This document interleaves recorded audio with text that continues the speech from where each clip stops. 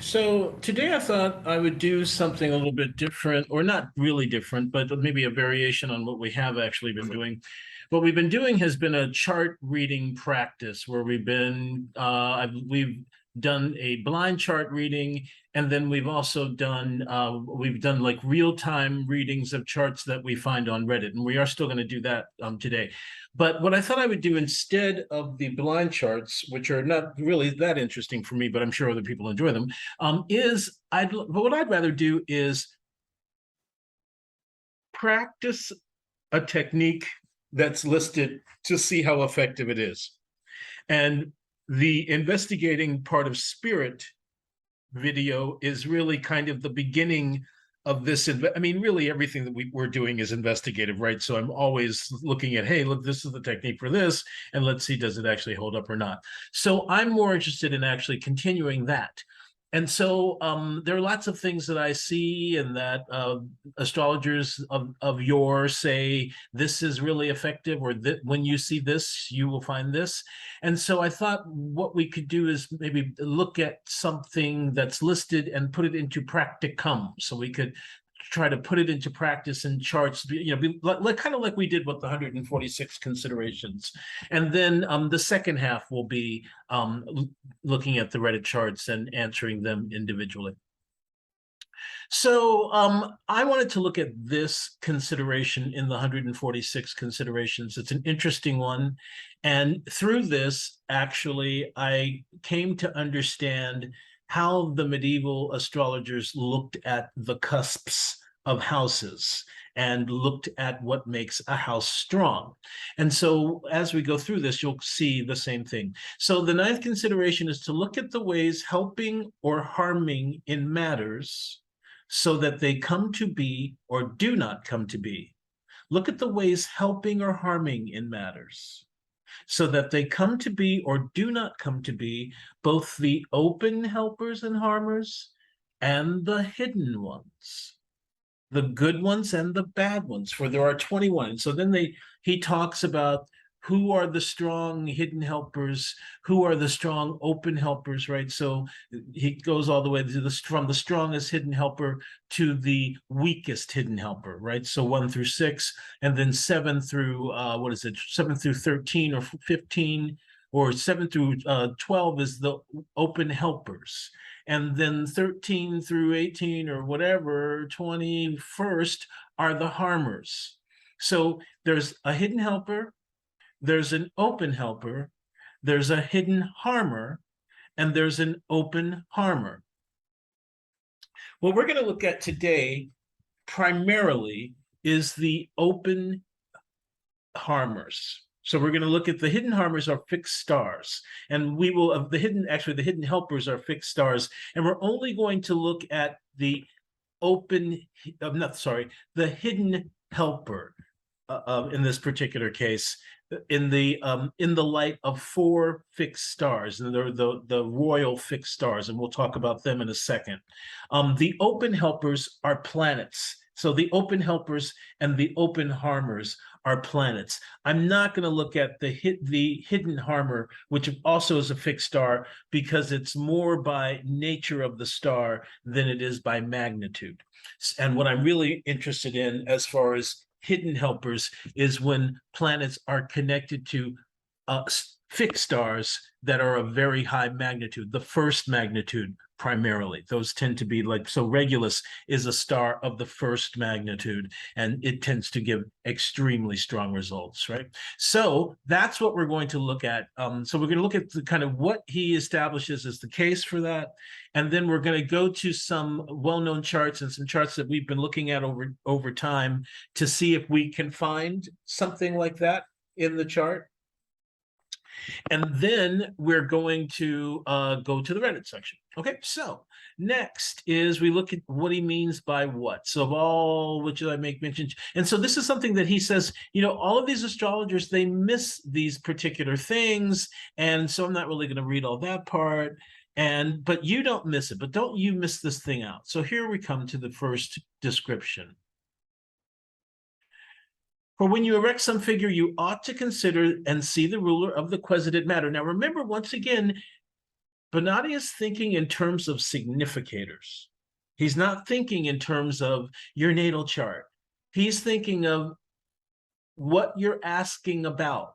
And even in the natal chart, we're always asking about something. If anything, that's what I'm always trying to kind of exemplify, or always trying to show, is that everybody's got a question. Even though it's like, even if the question is, can you tell me about my chart? Right. But there's always a question. There's always a questioner and the thing that's being questioned about. Sometimes it gets specific, like, can I have a baby? Or how's my money thing doing? Or what career should I do? Right. And so basically, when we do our Reddit sections, we're essentially going into this significator mindset, this geocentric significator mindset.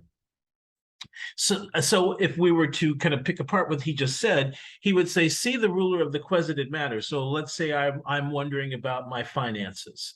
So then we would look at, as far as a horary is concerned, we would look to the second house, or we, in a natal chart, we would also look to the part of fortune, but to whatever we would look to. So the ruler of the quesited matter would be the thing, or thing undertaken. There's the electional astrology illusion. Or a thing to be begun or to be done. There's another electional astrology illusion. If one of the fixed stars, which is of its nature, is in a place in which he has domicile or exaltation, and is with him in the same minute, because then the star will help the significator in such a way and to such an extent that the matter will be perfected even beyond the intention of the querent or the one beginning it or doing it.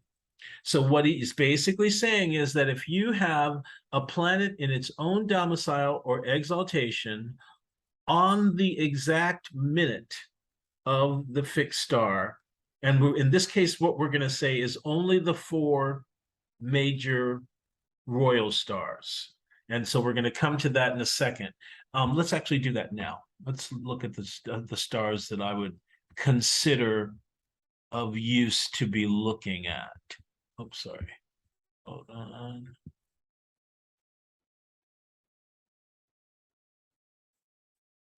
There we go.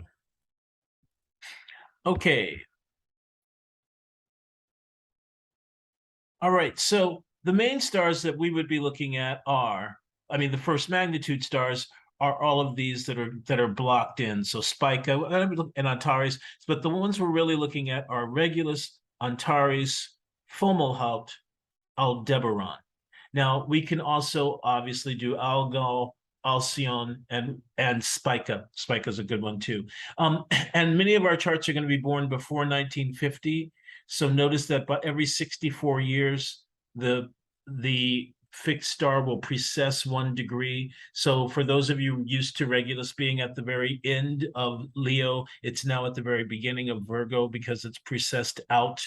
Remember, Regulus was also called Cor Leonis, or the heart of the lion, right? So it's moved that far away so that it's no longer the Lion King, it's the Virgin Queen. Queen is what I usually say now about Regulus. So let's move. So now, just so we will take Algol into effect, although we know that's a negative one, so that can be a harmer.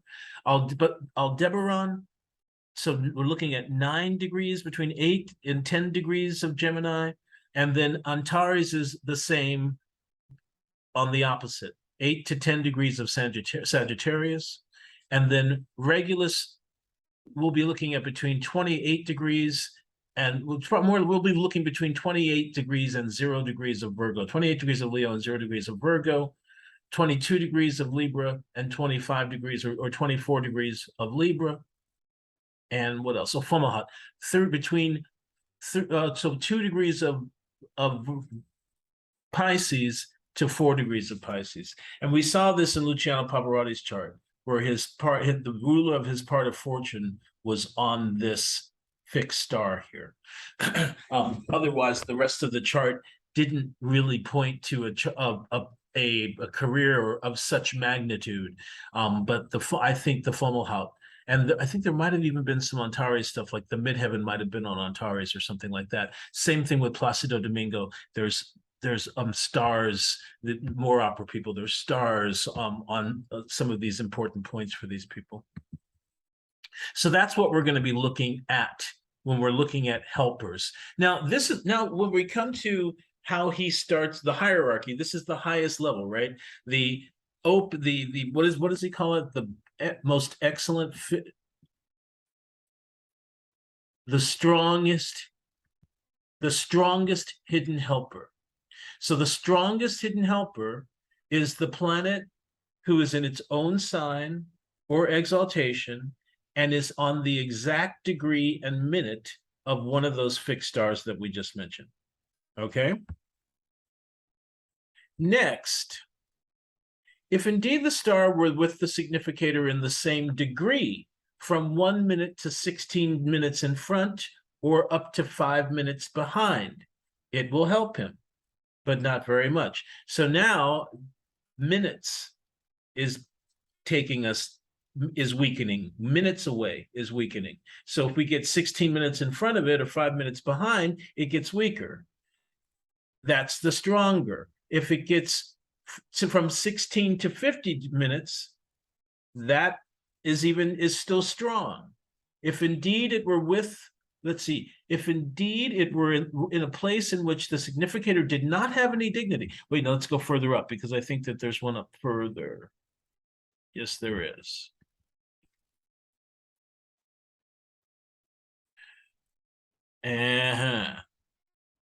The stronger, so what I see, 16 to 50, that will be the strong hidden helper. If indeed it were with him in the same degree in a place in which the significator had two of the lesser dignities. Remember, in order for a planet who is not in its domicile to still be considered dignified, it needs to be in either triplicity in term or triplicity in face or term and face. It needs to be in something that adds up to be relatively strong, or gives it the right amount of points so that it can rival the domicile or exaltation ruler. So if it's in the same degree in a place in which the significator had two of the lesser dignities in the same minute, then it will help less. So it's all about how close is it, and it can't really be more than 50 minutes away.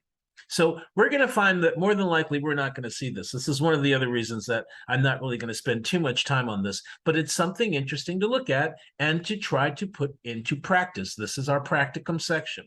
And this will be a weak hidden helper, right? Lesser dignities, same minute from 1 up to the 16th, it will help him less again. That will be the weak hidden helper. And if it were from 16 to 50, it will help him less, and that's the weaker. And if indeed it were in a place in which the significator did not have any dignity, it will help him somewhat, but practically imperceptibly.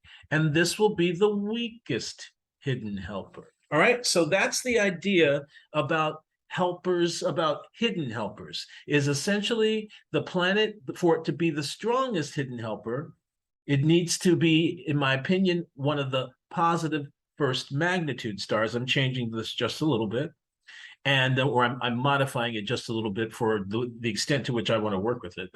And as a result, okay, so the planet needs to either be in domicile or exaltation and to the minute on the star. It can be 16 minutes ahead or 5 minutes behind and be in domicile or exaltation, and that's the next level. So that's the next level down. It can be between 16 and 50 minutes and in the same sign, and that's the next level down. Then it keeps getting worse because it says, okay, if it's not in the sign, if it's not in the domicile or exaltation, it needs to be in at least 2 of the minor dignities, and it needs to be exact, or it needs to be within 16 minutes, or it needs to be within 16 and 50 minutes. Okay, so that's what that's saying, and we are going to look to see if any of that stuff is happening. Now, the next thing I want to kind of come to is the open helper, because in my opinion, that's the thing I think is really the most useful. So hold on a second here. Okay, consider in 16 minutes. And the harmers are contrary to the helpers, all right? That makes perfect sense. However, the fixed stars, which are the natures, blah, blah, blah. Okay, the strongest open good one. This is the one that I think will be fun to kind of look for. So the strongest open. So we just talked about the fixed stars are the hidden helpers or hinderers. But the open helper is the strongest open good one is when a planetary significator of some matter is in its own domicile, in an angle, in the very minute of the cusp. Here we come. Direct, fast in course, received, free from any impediment, which happens most rarely. So he knows that, right? So everything that we've learned so far is listed in this particular list, and something else. So notice that he says, in the very minute of the cusp. What you're going to notice is that what initially weakens this open helper is distance from the cusp, which implies, once again, this is the period, or this, not this period with Bonatti, but the period that he himself is representing, which is the Islamic medieval period of the 500 years before him, 500 years to his time. He is aware of the fact, hey, Temerius, welcome. He's aware of the fact that during that period, we moved from a whole sign system to a quadrant system. So from the whole signs era of the Hindu era and the Hellenistic era, we now move. And you know what, when we get to we're gonna, you just got here for this particular section that I've started, and I will recap what I just talked about when we get to the charts. It'll be very because I'll have to anyway. I'll have all the materials that I'll be looking at. So you've come in at a good time. Well, so basically this is the practicum part, Temeritus, where basically my idea behind Practicum is that something that has roused my curiosity that I've read about, I want to put into practice and see if it actually works or not, or if it's useful or not. And so I'm looking at the 146 considerations of Bonatti and his consideration number 9, which talks about hidden and open helpers and hinderers. And we've just established that the hidden hinderers, and rather the hidden helpers and hinderers, are fixed stars. And I've limited ourselves to the fixed stars that we're going to look at. And then now we've just started the aspect or the concept of the open helper, which are planets. So hidden helpers are fixed stars, open helpers are planets. And once again, as I was mentioning earlier, notice how he says, is when a planetary significator of some matter. Once again, it's that same geocentric significator focused idea of what is actually how we actually look at astrology, as opposed to tell me about my chart or tell me about myself. It's really about what's going on with this particular matter. So for instance, let's say we were just using money, and we decided to use the second house, although we know that we don't have to necessarily use the second house to look at where the money is coming from, right? We know that there are other ways that we can look at that. However, let's say we choose the second house in this matter. So what he is saying is that the strongest open good helper is when a planetary significator, in this case, the second house ruler, is in its own domicile, in an angle, in the very minute of the cusp. And this is where I was about to go when you came in. Direct, fast in course, received, free from any impediment, which happens most rarely. So, and we were talking about how this lists almost everything that we've kind of learned about / talked about in the past various weeks. But what really caught my attention originally when I read this was in the very minute of the cusp, because what you're going to find is that what weakens the significator or the helper is the distance from the cusp. And as I was saying when you came in, Bonatti is representing the Islamic medieval period, which has moved away from the Hellenistic and the Hindu and the Indian Hindu period, Hindu concept, which uses whole sign. And part of it is because even in the Vedic period, the belief was that the cusp of the house was the strongest point of the house. And so now Bonatti is actually demonstrating that belief. And in my opinion, this is how it started. This is how coming to beginning a house from its cusp came into being. And, already we can go all the way back to Porphyry with, separating the chart into four and then that four into three. But in the Islamic medieval period, we really get into this idea of how important cusps are, and what is an actual, what's the important part of the house, or the effective part of the house. So based on this, it looks like the strongest a significator can be is on the very minute of the cusp, right? Of the cusp of an angle, right? In its own sign or domicile or exaltation, in its own domicile, he even says, in its own domicile, in an angle, in the very minute of the cusp, in the very minute, free from impediment, direct and fast in course, right? Knowing that I don't really look at the fast and course thing, but everything else we do. Note that the stronger open good one is when the significator is in an angle in its own domicile or exaltation by 1 degree ahead of the cusp or 2 degrees after. The further away from the cusp, the less effective this planet becomes. Free from the malefics and received, exactly what they were saying in the first, which more rarely happens, right?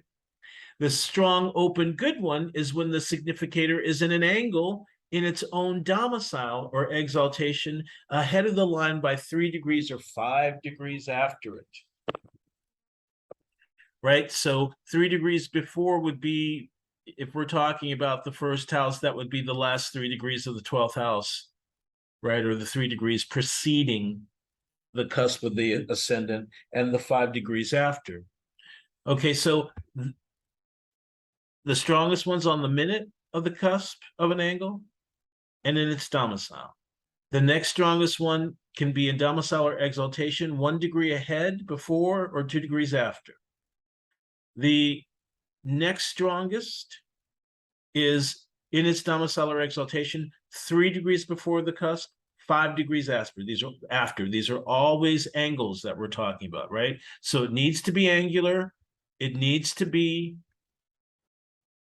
angular. It needs to be in its own domicile if it's at its most strongest and on the minute of the cusp. And then it can also be in its exaltation and no more than 5 degrees ahead of it, right? 3 degrees behind, 5 degrees ahead, for it to be still considered a strong open helper, for it to be a strong open helper. So when we come to the weak open helper, so the weak open helper can be in 2 of its lesser dignities in an angle by 5 degrees ahead or 15 degrees after. And so I think, Temerius, you were with us last week when I talked about this, how this is really what was seen as the most effective part of a house, 5 degrees before a cusp to 15 degrees after. Or if it's in its own domicile or exaltation, in a succeedant to an angle, right? That's the weak open good one, is when the planet is in 2 of its lesser dignities in an angle by 5 degrees ahead or 15 degrees after, or in its domicile or exaltation in a succeedant to an angle, right? He didn't say, look at how he skips. He skips from domicile and exaltation 5 degrees ahead to 15 degrees ahead to 15 degrees after, and goes directly to succeedant. So I don't know where we would put those. I would actually obviously put those in the same category, or maybe in the category right above, right? And then it just keeps getting weaker in a way that makes sense, right? The weaker open good one is when the planetary significator is in its own domicile or in its own exaltation, or in 2 of its lesser in the cadence, right? That makes perfect sense too, right? The weakest open good one is when the planetary significator is in 1 of its greater dignities or in 2 of its lesser ones, not aspecting the ascendant, or in only 1 of its lesser dignities aspecting it, or joined to a planet aspecting the ascendant and having testimony in it. Okay, let's break that one down. So the weakest open good one is when the planetary significator is in 1 of its greater dignities. So that could be domicile, or 2 of its lesser ones, which could be triplicity and term, not aspecting the ascendant. So that means it would be in the 8th house, it would be in the 6th house, it would be in the 12th house, It would be in the second house. All right, so that's basically what that's saying. Or in only one of its lesser dignities. So that's either in triplicity, in term, in face. Aspecting the ascendant, aspecting it, or joined to a planet aspecting the ascendant and having testimony. So let's say, for instance, let's say it's joined to a planet that is that's the exaltation ruler of the ascendant, right? If it's applying to a planet that's the exaltation ruler of the ascendant, but itself it's not it itself is not applying, right? And it's only in term or triplicity or face. Okay, so that's the weakest open good one. But note that essential dignity and angularity are the things that help a planet the most for being a helper, an open helper. So then obviously when we get to the bad ones, it's going to be when the significator is in a place in which he has no dignity, no joy, not received, besieged by two malefics, cadent from an angle, and cadent from the ascendant. And even more so if it were joined with one of the malefic fixed stars. So that's if you're asking about money. If I'm asking about money and the significator of money is in a place in which it has no dignity, so that includes peregrine, no joy. So that means Saturn isn't in the 12th, Sun is not in the 9th, Jupiter's not in the 11th, Venus is not in the 5th. And also remember, there are the joys that are represented by sign too, right? But in order for a planet to be in its joy, it has to be by sign. It has to be in a planet in a sign it owns, not received, right? And so we'll look at that and talk about that. Besieged by two malefics. We'll talk about besiegement, or we'll look at and see if we find any besiegements. Cadent from an angle. So that's one of the most important points. Cadent from an angle. So the hinderer is cadent. So I think we can start to see where it really starts to, I don't know, break down or whatever. But the helpers are angular or succeedent at the worst, right? But if they're succeedent, they have to be in domicile or exaltation. They can be in two of the lesser for the other, right? But they cannot be in a cadent house. Once we start getting to what hinders the matter, then the strongest one is the one who is cadent from an angle, in no dignity, not received, besieged by the malefics. That's important. Besiegement is the worst. So this is really kind of about knowing what you're looking at. I mean, that's really all this is really talking about, but it's a different way to just kind of bring it about, because really originally the way that I was looking at this is I was looking at it as a planet that might not be the thing you're talking about, but might be by either by aspect or whatever to be something that can be useful, that can be helpful. And of course, we can still look at it in that way. But now when I'm reading it, I'm realizing that really what it's talking about is the significator itself. Is when you're asking about something, what's going my love life, right? We're going to look at some Reddit charts, and we'll put this into practicum in the Reddit charts. Is it a helper? Is it a hinderer? We now know what he's talking about if a planet is helping, if a fixed star is involved. Now we're going to figure out exactly what he means by the hinderer. So the worst hinderer is cadent, in no kind of dignity, not received, and besieged. And when you're besieged, that means you're in between two malefics, either by corporal conjunction or by conjunction and square or opposition. All right, so that is, and look, and even more so if it were joined with one of the malefic fixed stars. So if that's happening on Algol, let's say you've got Mars, right, in Taurus, which is his detriment. He's not received. He's being he would be besieged by the Sun and Saturn. Let's say he's in between the Sun and Saturn, and he's in the 12th house, and he's on Algol. That would be that'd be homeless, right? If we're talking about money. So that's the very worst it can get. And there are other ways besides the aforesaid helping and others harming, both hidden and open, and they come to be through the conjunctions and aspects of the planets, all of which it would take a long time to list individually here, about which I'm not making mention for the account. So what we can do with this hinderer thing is note that this is the absolute worst, just like the first one was the absolute best, right? It's in domicile, it's on the exact degree of an angle, it's received, it's what else was it? It's fast, it's direct, it's it's just it's in perfect condition, and that almost never happens. Same for this.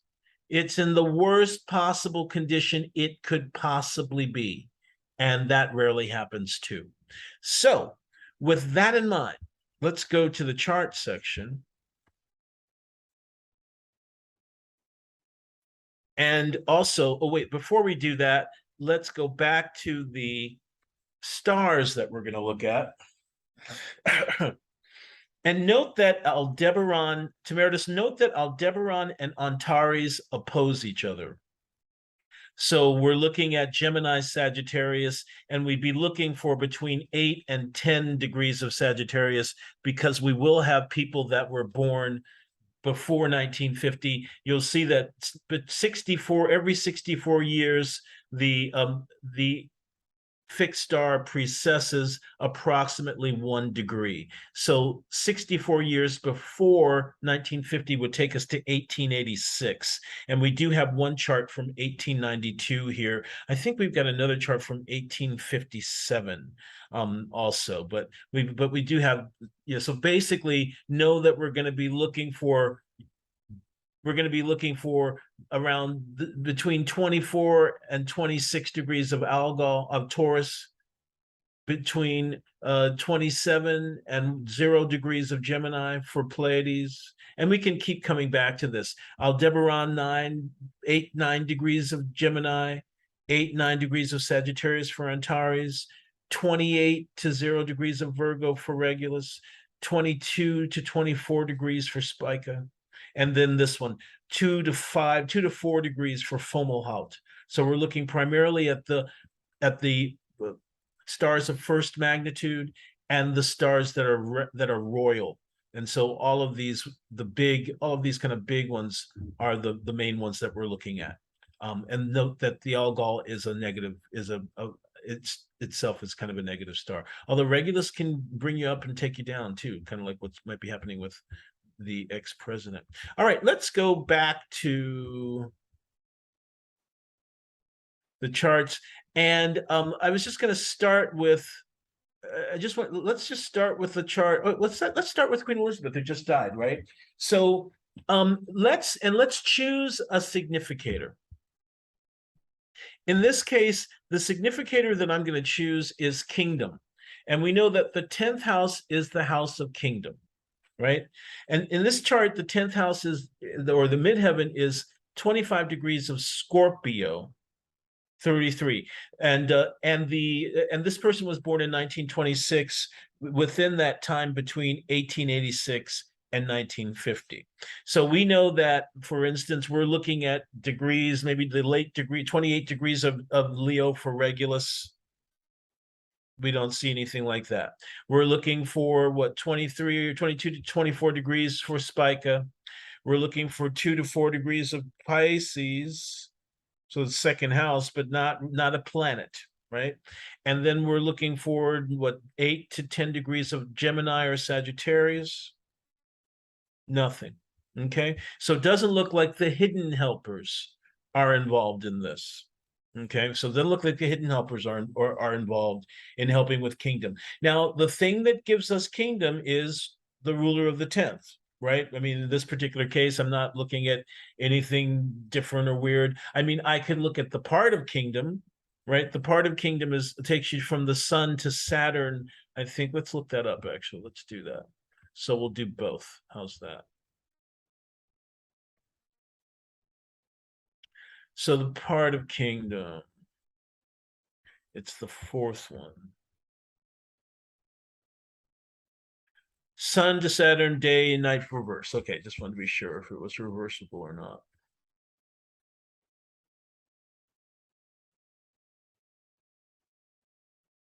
Okay, so Sun to Saturn. So we're going to look at two things. We're going to look at the ruler of the 10th, because the 10th house represents kingdom, and we're going to look at the part of kingdom and the planet who rules the part of kingdom. So it is nighttime, so we take the distance from starting from Saturn to the sun.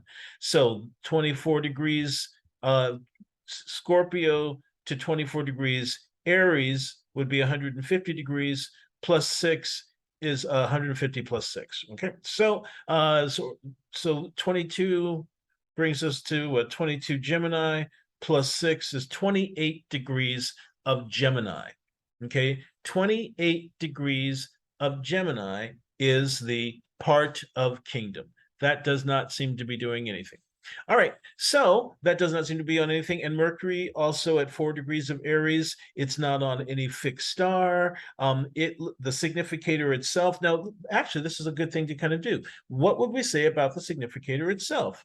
It's peregrine, right? So it in and of itself is not really that helpful. It's peregrine.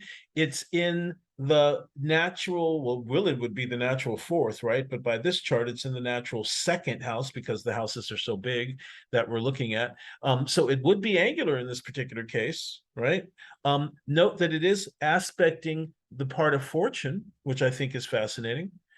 So the part of kingdom is opposing the part of fortune, which I think is very, very interesting. But aside from that, I don't think it's really telling us that much, right? I don't think it's really telling us that much about whether or not the person is going to get the kingdom or not, right? So I don't think it really tells us very much. Now, so how helpful can it be? It's not a hinderer. It doesn't look like it's hindering necessarily. And note also that if indeed this chart were whole sign, Libra would be the 10th house. So the part of fortune would be in the 10th house, and the part of ruler of the part of kingdom would be in the fourth. And in Vedic astrology, the fourth house is the throne, is it's where it's the throne, and the 10th house is the kingdom. I thought that's really interesting. So I mean, we could say, but also once again, the fourth house is the family of origin, right? The fourth house is the family of origin. If we are using whole sign, now mind you, note that the whole sign fourth, the cusp of the fourth here is Taurus. But if we were using Mars as the whole sign fourth, then we would have we'd have something somewhat interesting kind of going on here. But it works better. This example works better when we use the actual, not the whole sign, but with the quadrant type chart. But basically, because Mars is what we're looking at too for the 10th house in this chart. That's basically why I'm saying it's interesting. But from this whole sign standpoint, we now see the ruler of the part of kingdom in the fourth of father, family of origin. Of course, that's where the inheritance comes from, or that's where what's the real actual word I'm looking for? That's where the oh God, what is it called when it goes down to the well, anyway, that's where the handoff. I'm going to call it the handoff because I can't. Succession. That's the word I'm looking for. And actually, if I'm not mistaken, I remember that Mercury is the prince, is considered the prince when we look at mundane charts. Like the sun is the king, but Mercury is the prince. So that itself is something interesting. Okay, so that connection with the part of fortune is a detail that in hindsight, knowing that this person is royal, makes sense. Note also that Mercury is in the exaltation of the sun. Excuse me, the sun is royalty. but that's not that doesn't seem to be that important a significator. More importantly, what we have here is intercepted in the first, we've got the ruler of the midheaven, which in this case is the midheaven is the 10th, and the 10th is the kingdom. And so we've got the ruler of the 10th in the first house, although intercepted, and with the major benefic Jupiter. Then, and also Jupiter in this particular chart becomes the ruler of the 11th, which is the future, the realization of future hopes and dreams, or the realization of wishes, or the patronage of others, or whatever brings us to our goal, or brings us to our highest point. But this Mars, if we were talking about all of the stuff, and I'm going to get the dignity chart out here, because I don't think this Mars is in any kind of actual dignity, but there's some other things that are going on with it that I think are important. It's in the 21st degree of Aquarius. Mars is in his own term. And then Mars is not, so that's it. The only thing that he's got going on is Mars is in his own term. So he shouldn't have that much mojo to be able to make this happen, right? He's with a benefic, though. So that's a little bit better. That makes it a little bit stronger. But note that Mars is he's really applying to Jupiter next. But through that, at a certain point, he will precede Jupiter, or he will go further than Jupiter, and he's actually applying to Saturn. Saturn, who's the ruler of the first and the second house of this chart. So Saturn is ruler of the first and the second house of this chart. Saturn is the ruler of the first, making it the ruler of the ascendant, making it the significator for the person. Right? So Bonatti made it really clear that he's talking about, when we're looking at significators, what these particular conditions help things happen or help them not to happen. Now, Saturn is retrograde. That's not such a great condition, and it's peregrine. We can look at the dignity chart. Let's see, it's at 20. I'm just going to do it myself. I'm not going to make you go back to it. Oh, hilarious. The 25th degree of Scorpio, Saturn's in his term. See, I never even looked at these things. That's fascinating. So we've got both. That means in this chart, oh, that's right. We have both Saturn in its term, and we have Mars in its term. So that's a little weak. Remember, I think it said if it's in its term and it's aspecting the ascendant, in this case, Saturn is aspecting the ascendant, Mars is not. Remember, so there were all these different stipulations. If it's in one of its things and it's aspecting the ascendant, if it's in one of its things, then it can bring about something good. It can be a helper. If it's in one of its dignities and it's aspecting the ascendant, it can bring about what it needs to be bringing about. In this case, Saturn, by house placement, is bringing about the 10th house, which is kingdom, kingship and kingdom. But it's the mutual reception also that's happening. So we've got two planets in their own term who are also mutually receiving each other.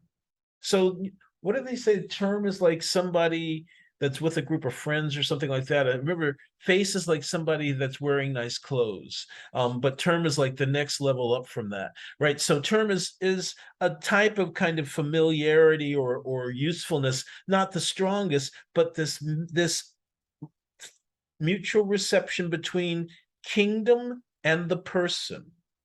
And at the same time, the person themselves is aspecting the ascendant, which strengthens their bond to the light, to their life, right? This person just died at 96 years old, right? So I think in this particular case, looking at, I mean, even if we looked at marriage, remember this person's husband just died last year and they were 98 or 9. Right? So this person stayed married.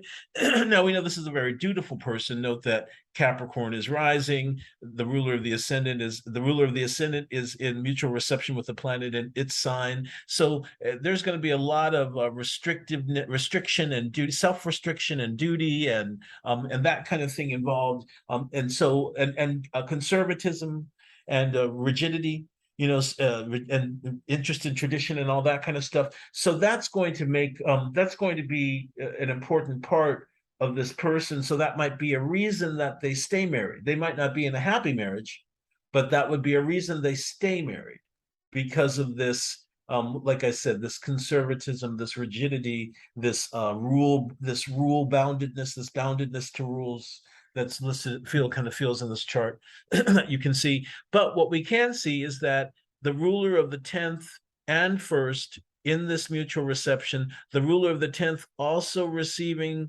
this conjunction with Jupiter, the greater benefic, as well, right? So Jupiter, and actually Jupiter is the greater benefic is actually the planet that's really most closely applying to the ruler of the first. So this whole kind of this system that I call this thing that I call this system is the significator and is obviously helpful, right? It's not in that absolute echelon section where it's in its domicile and it's blah blah blah. And I think we may have a chart. Ella Fitzgerald may fit that bill, to be honest with you.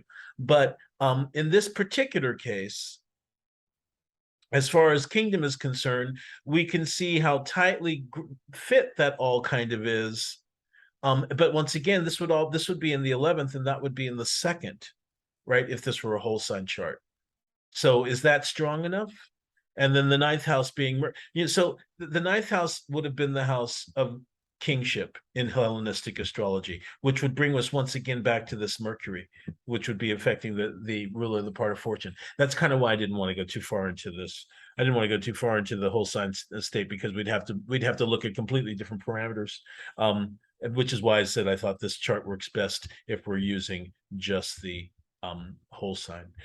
This brought me to thinking about, who did bring me to thinking about? Ella. And thinking about, so for career, 10th house once again, right? For 10th house, career, right? The ruler of the 10th house is Venus. No, just as a simple significator, we just looked at the profession that, I mean, oh, no, we could do that, couldn't we? We could do that.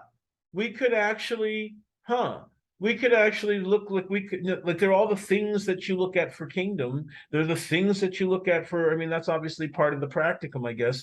So what would Bonatti say? We looked at this last week.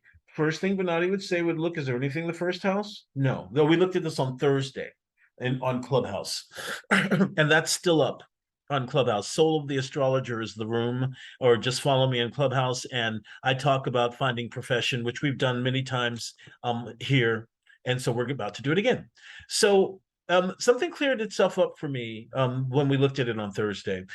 So the first thing was, the thing that cleared up the most was that you want the planet that's in the strongest condition. Duh. Why didn't I think about that myself? Or why didn't I really? I mean, I'd read it, but it didn't really fully kind of hit me until last Thursday when we were looking at it. And so that if, let's say, you've got a planet in the first, you've got a planet in the 10th, whichever planet is in the strongest, essential dignity will more than likely be the planet that you want to work with. But in this case, so let's look. Nothing's in the first, in the 10th, and see, I'm just going to go ahead. Once again, I'm using 8 degrees because they would use 8 degrees before the cusp of an angle, 5 degrees before the cusp of a succeedant, and 3 before a cadent. But we also know that the strongest part of the house is 5 degrees before and 15 degrees after. Okay, so but because of this chart, because of kind of how things kind of work out for this chart, the most obviously angular planets are the Jupiter and the Mercury. Now, the Mercury kind of works because Mercury rules the 2nd house of the voice, and Mercury is the significator of the voice, and Mercury is in Taurus, which rules the voice, right? However, if I want to, so we could definitely use that planet. Is that note that planet is on Algol, or it's within, probably, let's say she's born in 1917, so she's going to be born before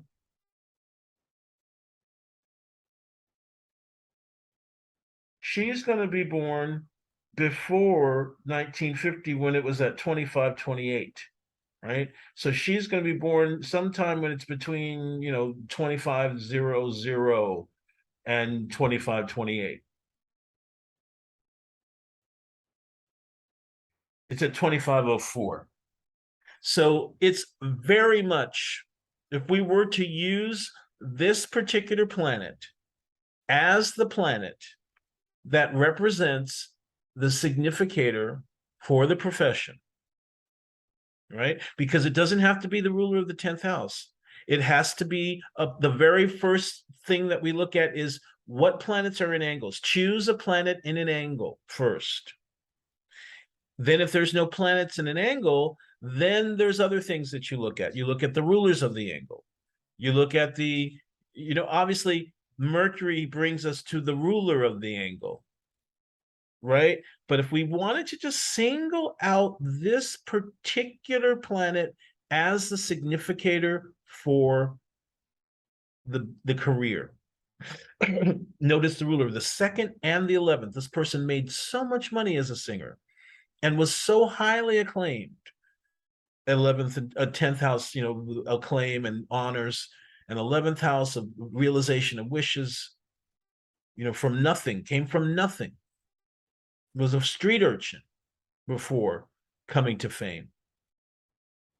So we could really use this Mercury, and is known for, one of the things that Ella Fitzgerald became well known for and famous for were called the Great American Songbook. Books, Mercury, song, Venus in Taurus, or Venus as ruler of Taurus, the throat. So the Great American Songbook, Ella Fitzgerald is essentially a human encyclopedia of American song. So I think on some level, even though, yes, this person is a singer, once again, this person uses their voice, which is the 2nd house. Virgo is a sign of attractive voice. Mercury is there, the ruler of the voice, and in the 10th house. Now, of course, we on Thursday also were noting that we always look at the ruler of the part of fortune as well. And of course, the ruler of the part of fortune is also the ruler of the 10th. And if we wanted to look at the same situation for this one, then what we have is we've got, if we wanted to instead use Venus, right? So if we use Mercury, we've got that's on Algol. And so we would say, that would have a strong effect, but it might not have the happiest effect, right? Because Algol is, that's the head of Medusa, that's the head of the Gorgon, right?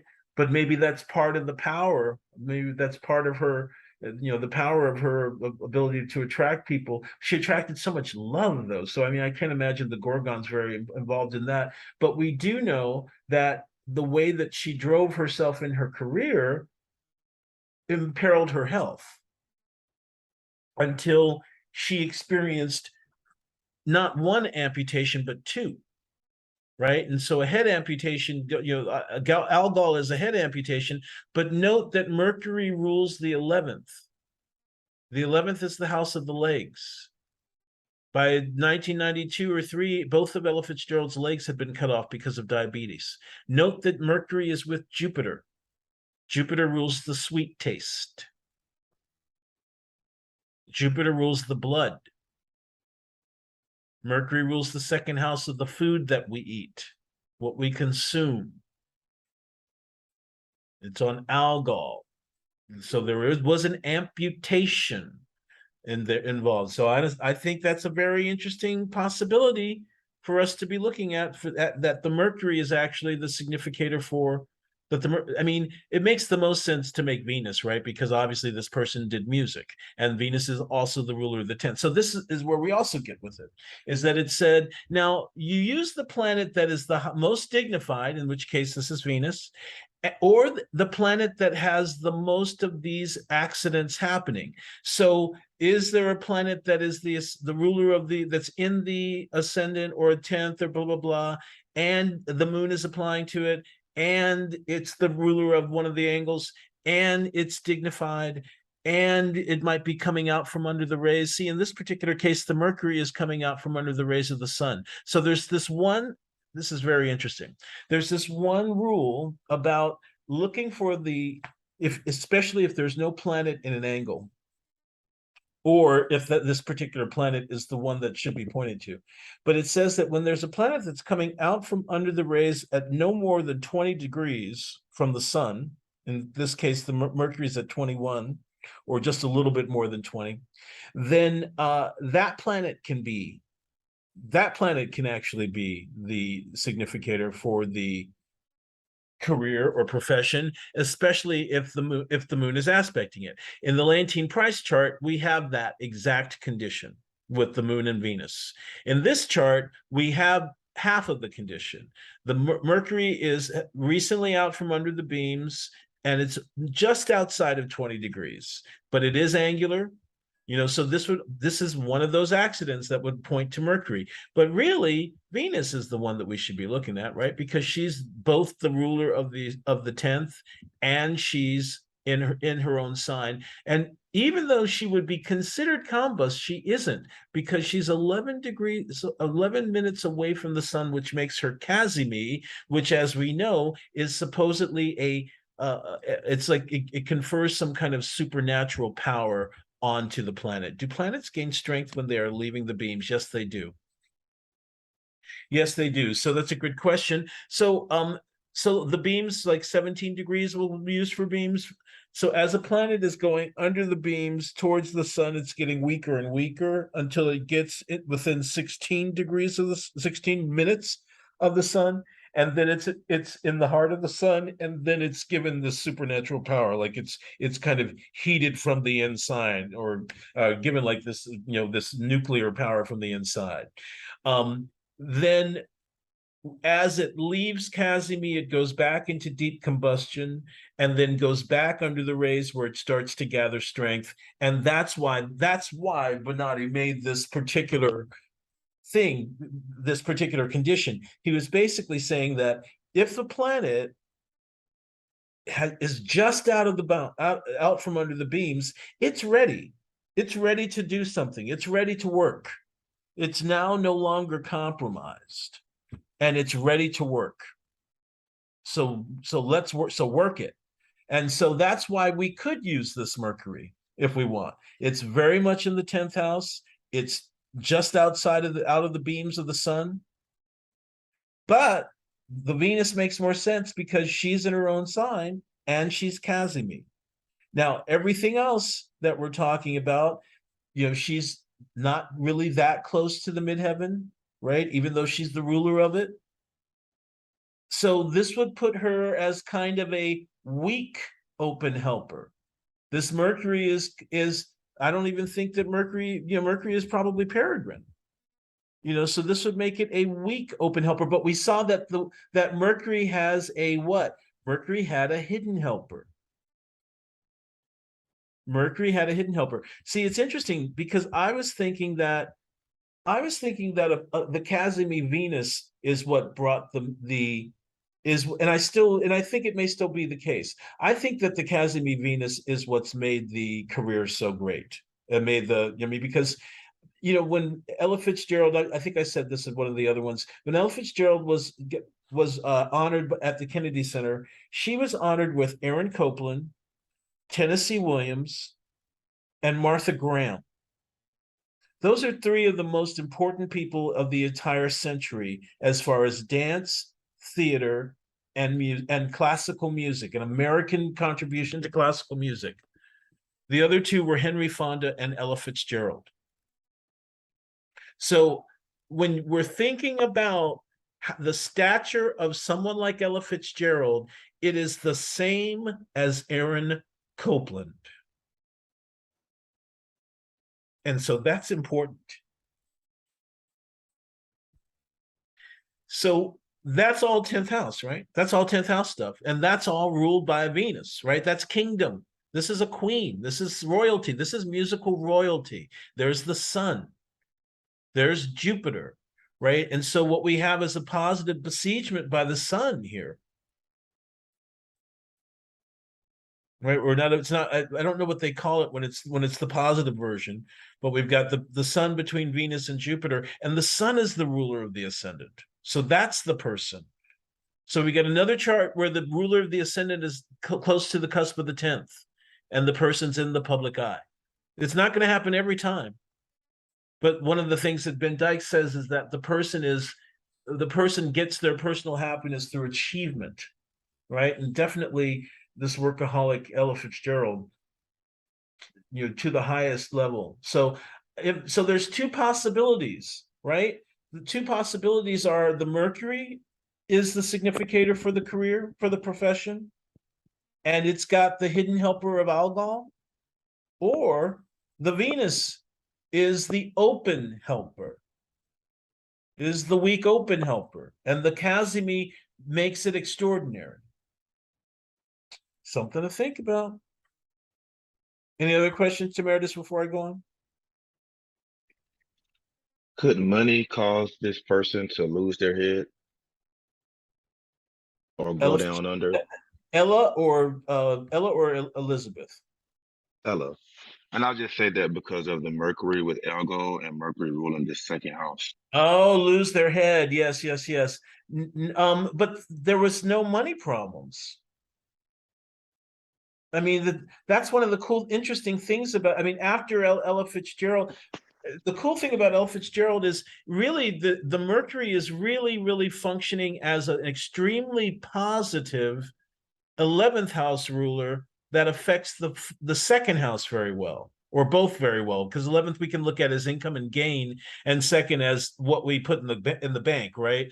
But it looks like, I wonder if this negative way of looking at Algol is really, if it's hyped, if there's an overhype to it, because this is okay, because now it might have shown in a grotesquerie, because Right. okay, because Ella she was brought under, okay, she was kind of a homeless orphan when she was discovered at the Apollo Theater in 1934. And then one of the members of the Chick Webb band, he basically got her into the Chick Webb band, and then the Chick Webb became this nationally known band because of her. But Chick Webb himself was a hunchback dwarf,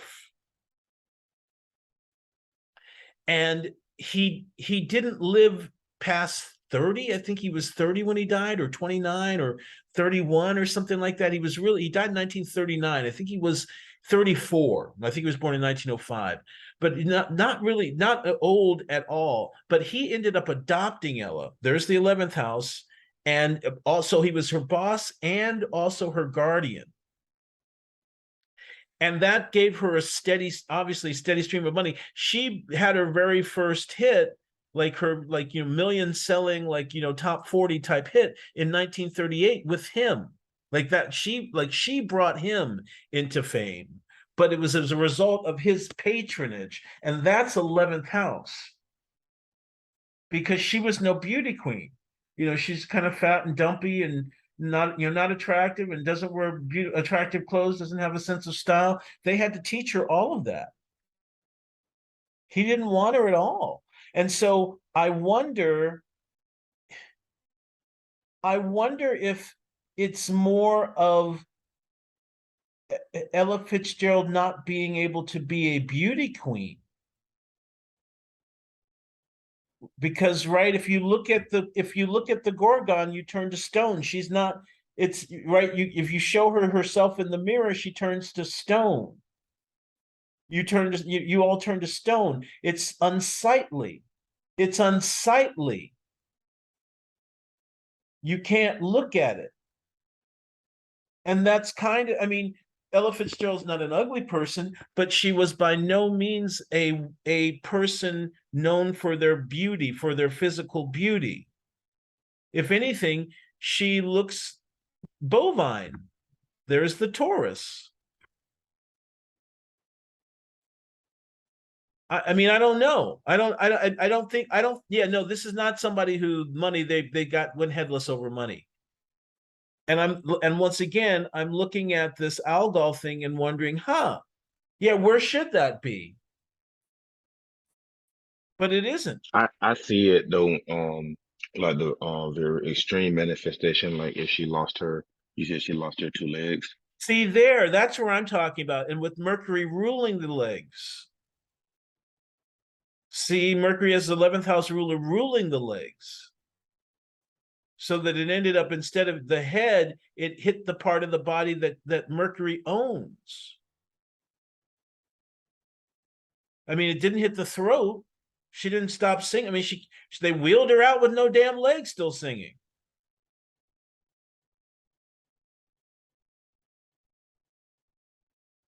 So, I mean, there's just something kind of about this person.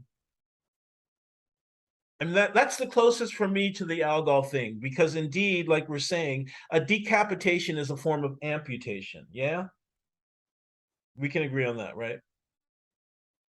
Right. And so I think that that's what we're talking about. It didn't amputate the neck, head, throat. It didn't amputate that part, but it did decapitate this, or off at the legs. Instead of off at the head, it's off at the legs. And it doesn't help that Pluto is there. No, no, no, it doesn't. No, it doesn't.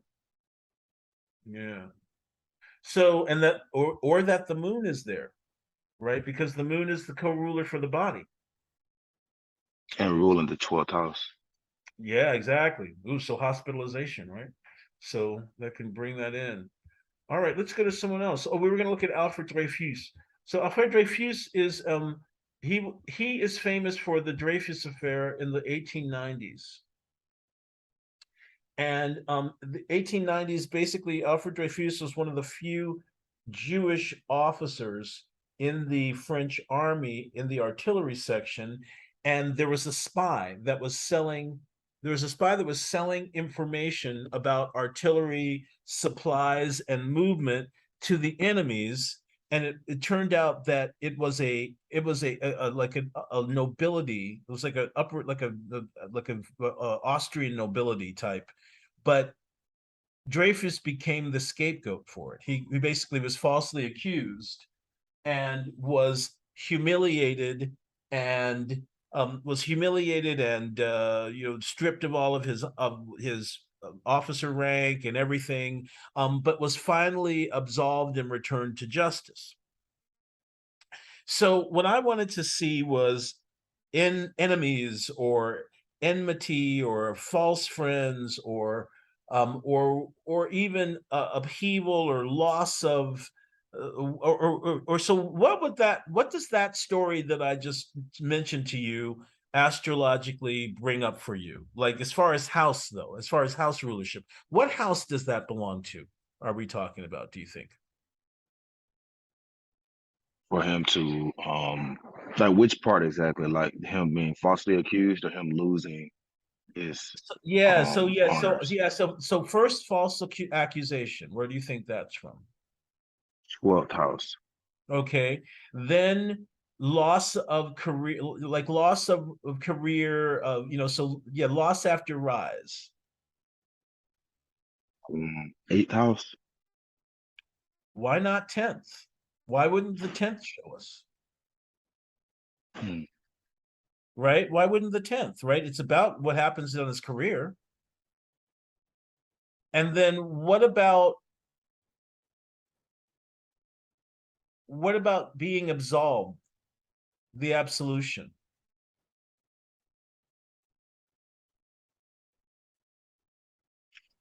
I will still say the 8th house for that part because the 8th house can deal with, I know this may be a modern term, but like the whole transformation of the cycles, like when you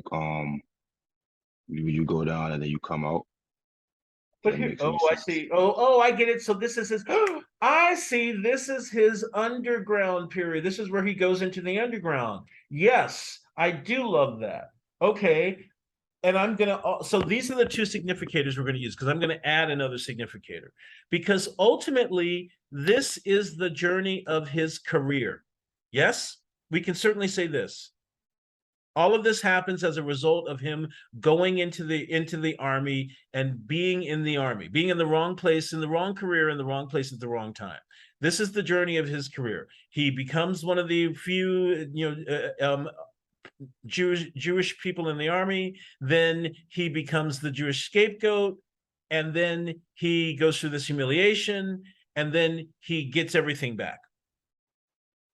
So that's definitely, so we're going to use 8th house and 10th house. Is there a connection between the 8th and the 10th in this chart? It's weak, but there is. So the Mercury and the Jupiter are within. It's a square, right?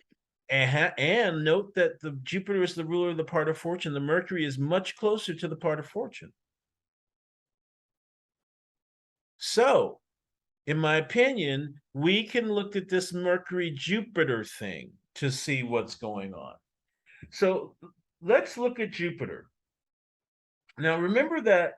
So Mercury is the ruler of the eighth. So we know that the ruler of the eighth is connected to the person's fortune. We know that like you said, bringing this person down into the underground. Note also that Mars is there. Mars is what?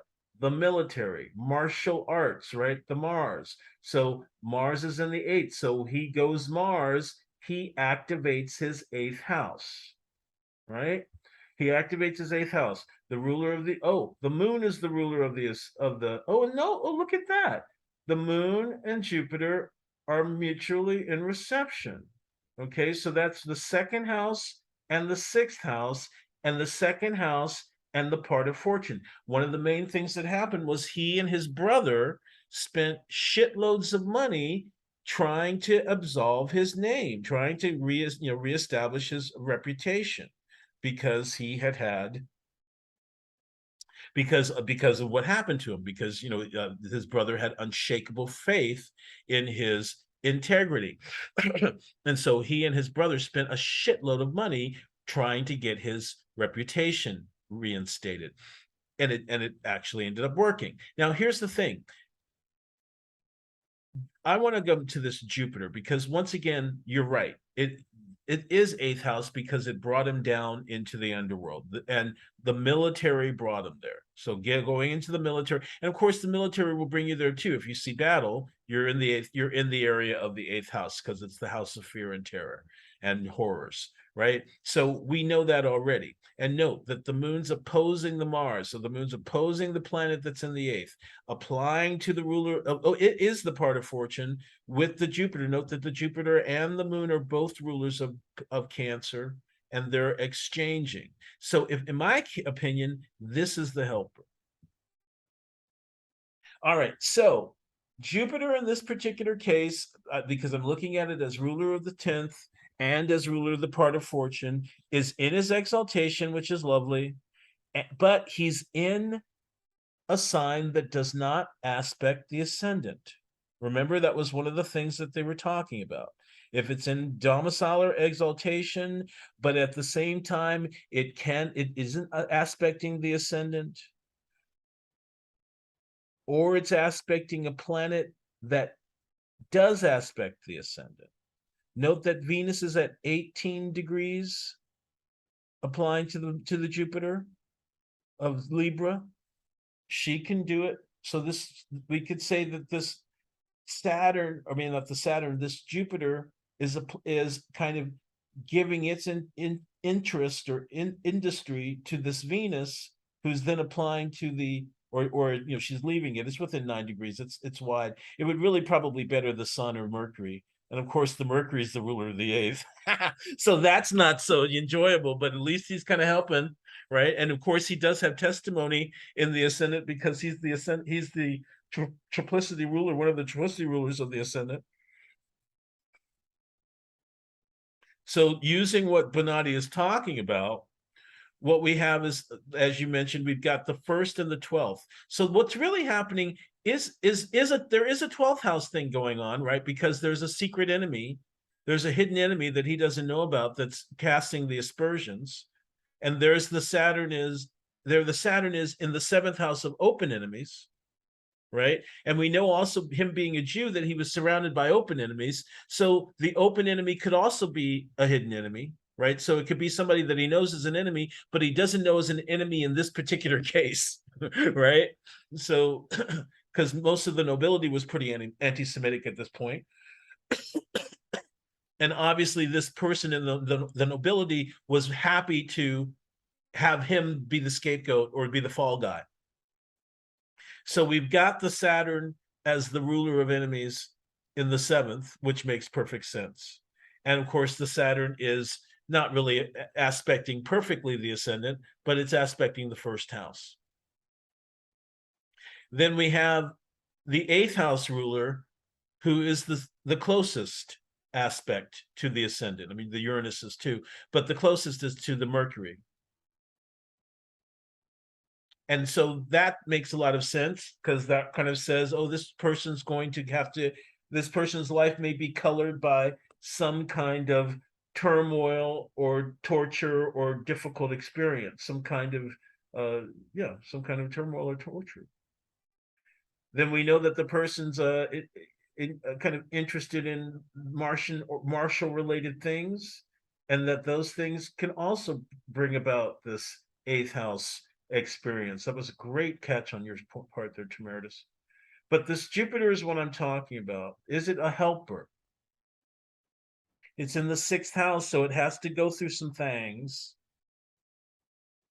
but it's exalted, and it's in the mutual reception with the moon, who's the co-ruler of everything.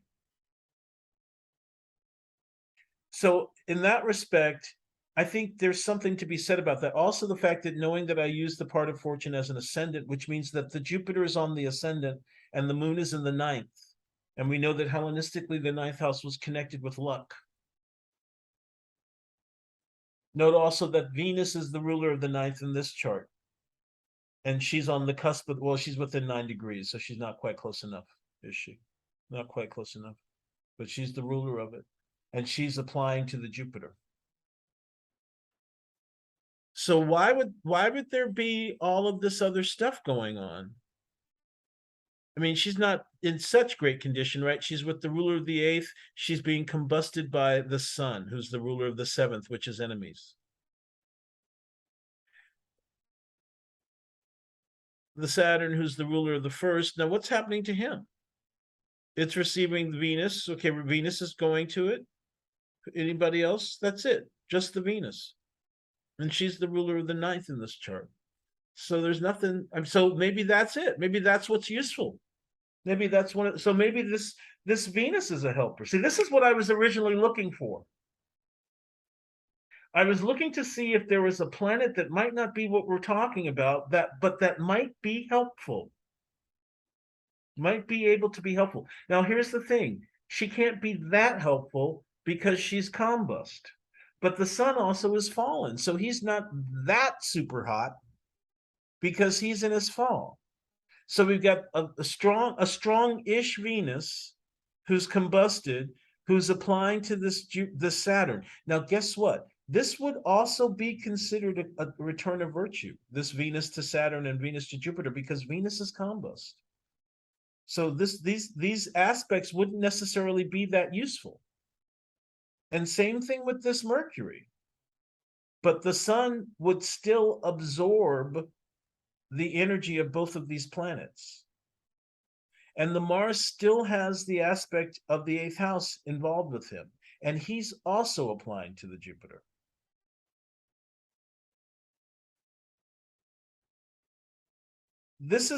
I think that this is what I think. I think that this was too weak to keep things from being absolutely, this person obviously is beyond reproach.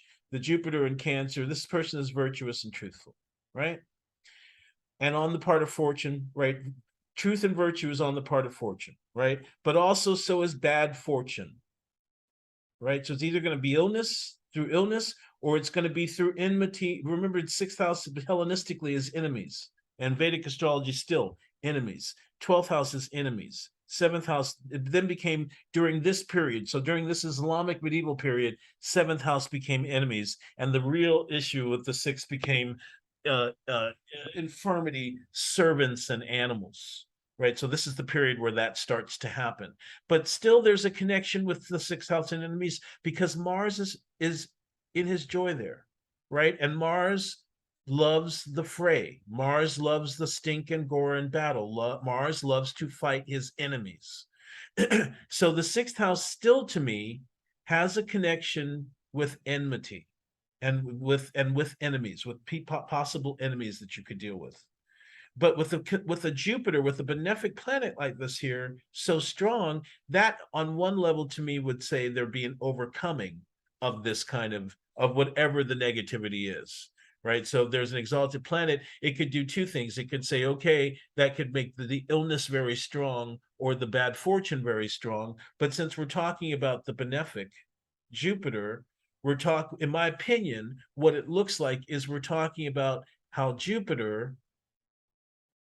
helps to come, tries to come to the aid, and especially since he's with the part of fortune in this nice trine, in this mutual reception. This is a very benefic trine. Remember, we've talked about, oh, rather, you haven't been with me that long, but if you've been watching the videos, you've been seeing me talk about useful aspects and not so useful aspects, and how reception shows us whether or not, the extent to which an aspect is extremely useful or an aspect is extremely benefic.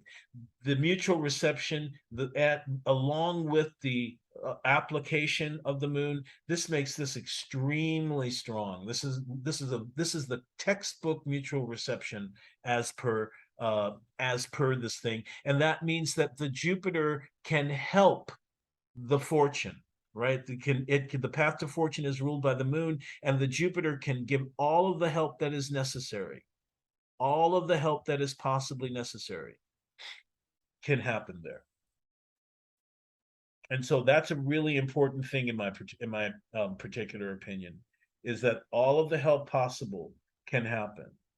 So thinking about reception and aspects that are useful versus aspects that are not useful, etc., let's look at the difference between the squares to Jupiter and the sextiles to Saturn from the Venus Mercury Sun conjunction.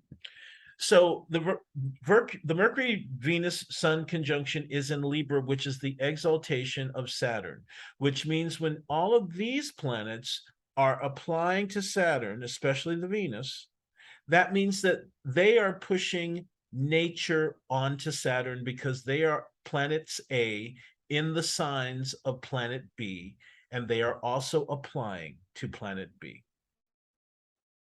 So the sun, especially the sun and Venus, who are within moiety, they would be considered, and especially because Saturn is at an earlier degree than Jupiter, those two planets would be considered to be applying to Saturn, and they would be giving Saturn his own dignity of exaltation, which means they would be pushing nature onto Saturn. So there would be a reception there. Saturn would receive them from his exaltation. That helps this Saturn, which means it helps the person, but it also helps his hidden enemy, because Saturn rules the 12th. So maybe on some level, we're getting an idea of what's helpful, what isn't. Basically, this whole ninth consideration opened this can of worms for me around what is helpful, how helpful actually is it, what gives help when we don't know, what isn't actually giving help when we don't know, etc. What's really hindering, what's, what can work, what can't work, that's all I'm ever interested in, really, right? So as far as that sextile is concerned, which includes the ruler of the first and the ruler of the 12th, the Venus and the Venus also being in her own sign, she would be pushing power onto Saturn. So she is pushing nature and power onto Saturn. So this particular sextile would be considered quite powerful, right? And she's the ruler of the 9th house, so it'd be pushing the 9th house of fortune and luck, right? That's the old term, onto him. She's weak. She's weakened by this, so maybe she can't be of too much help, but she's going to try. But also, she's pushing luck onto the ruler of the 12th. She's weak, so he got caught, right? The hidden enemy got caught. She's weak. She helped him for a little while, but he got caught. So she wasn't strong enough to fully help Alfred, and she wasn't strong enough to fully protect his enemy. I mean, I'm fully spitballing. Now, if we look at the same planets going to the square of Jupiter, Venus, Sun, and Mercury are in Libra, which is, Jupiter is just the participator in air, right? So that's really nothing to him. And Cancer is, Venus is the daytime ruler of Cancer, but that's really nothing to either of them. So there isn't any reception in this square, right? So in this particular instance, where Venus is at 18 Libra and she's applying to the Jupiter at 23 Cancer, that's just a regular old square, which is going to have its difficulties and problems, and it's dealing with the energies that are involved with Libra and Cancer and Jupiter and Venus. Right. So that's just the same thing with the sun, same thing with the Mercury. There is no reception in that square. So that square isn't going to have the same kind of efficacy, or I mean, it will still be efficacious, but it won't have the same kind of protection. Because if you remember from what I've said in my past videos, or what we've read about reception, is that reception destroys or removes evil. Reception removes evil. And so that's something to think about. This reception between the Venus and the moon, I mean, the Saturn, rather, the Venus and the sun and the Saturn. And there's actually a double reception. Sun is giving exaltation to the Saturn, and Saturn is giving domicile to the sun, even though the sun is fallen. Right. So there's a mixed reception going on between them. So even with all this reception happening, the evil that we're talking about, right? This should have been able, on some level, this should have been able to mitigate some of the evil, right? But in this case, it wasn't able fully, or not for the entire time. Right. It was able to mitigate the evil to the extent that there were always people on his side. Many of those people were in high level. The author Emile Zola wrote J'accuse as a result. And there's the sun with the Venus, and so, and the Mercury sun. So people in entertainment and the arts and letters and all of that, those people were pro Dreyfus, and they all kind of rallied with him, or for him, or on his side, to the extent to which, like I said, the Emile Zola letter is the culmination of that. Note that Jupiter is the ruler of the 11th in this chart as well. Right, 11th and the 6th, 11th on the part of fortune. So the ruler of the 11th and the part of fortune are together. So even though there's all this enmity, even though there's all this other stuff, there's still the patronage of others, the patronage, and Jupiter and Cancer, exalted personages as patrons, right? He's ruling the 11th and the 10th in this chart. But it's not really that useful or it's not really that useful for the career. Now we're talking about the ruler of the 10th house, the public reputation. This is the public reputation. Here's the Mercury, the 8th house, applying to the public reputation. The Sun, the 7th house, open enemy, squaring the public reputation. The Venus squaring the publications, right? He was publicly in publications, in things that were published in the public eye. He was in publications smeared.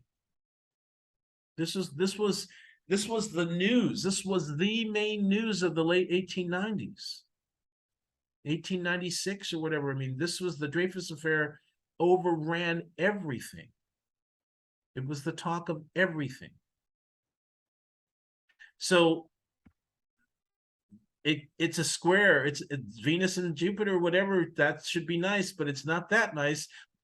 Or rather, it's somewhat useful, but maybe not as useful as we'd want it to be, or as it possibly could have been. Venus is intercepted in the 3rd, so she's part ruler of the 3rd house, which would represent the brother, right? But Mars is the ruler of the 3rd, and Mars is already the significator of brothers, right? So we know that the brother, that's the sextile, but that sextile is coming from detriment, right? So this is all the things that we're looking at when we're looking at these particular things. Is we're looking at these aspects, is where is it coming from? Is it coming from a sign that's useful to the planet? This one isn't, but with their money, the brother was still able to help. Note also the opposition to the 3rd.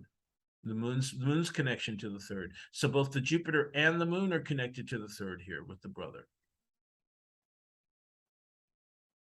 So interesting kind of thing to think about. The next thing I was looking at, then of course we already looked at the moon and Jupiter, right, which was the mutual reception. So those, we've got almost every kind of reception in this. We've got the reception where planet A is in the sign of planet B, or in the exaltation of planet B and applying. We've got the one where planet A is applying to the planet B and planet B is in their sign. In this particular case, planet A is also in the sign of the exaltation. We've got the mutual reception with the applying aspect, which is amazing.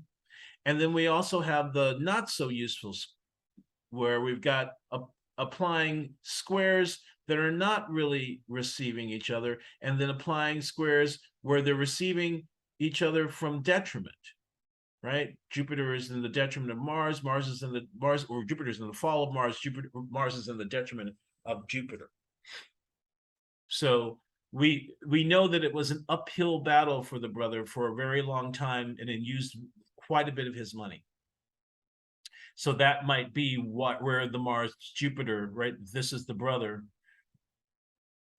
If this is the brother's money should be the second house, should be Venus, Taurus, but in this case it's Mercury, and we see the Mercury is here being burned by the sun with the Venus, right? So, and for his brother, no, see, with this fucked up chart, we've got we've got Gemini on both the second and the third, which makes sense though, right? Second, his money went to his brother, so that's kind of funny. So we'd want to look at this maybe whole sign to get a different viewpoint, a little bit of a different viewpoint of it. But that is kind of in a shell, or a nutshell, kind of what I'm thinking about Alfred Dreyfus. This has been taking a little bit longer than I expected. I'm not really kind of in the mood to look at the Reddit charts, to kind of go and do some of that as much. Although Temerius, what do you want to do? Do you want to go and look at some Reddit charts, or I mean, this is probably the time to turn me around if you're so inclined to do so. Sure, it doesn't matter.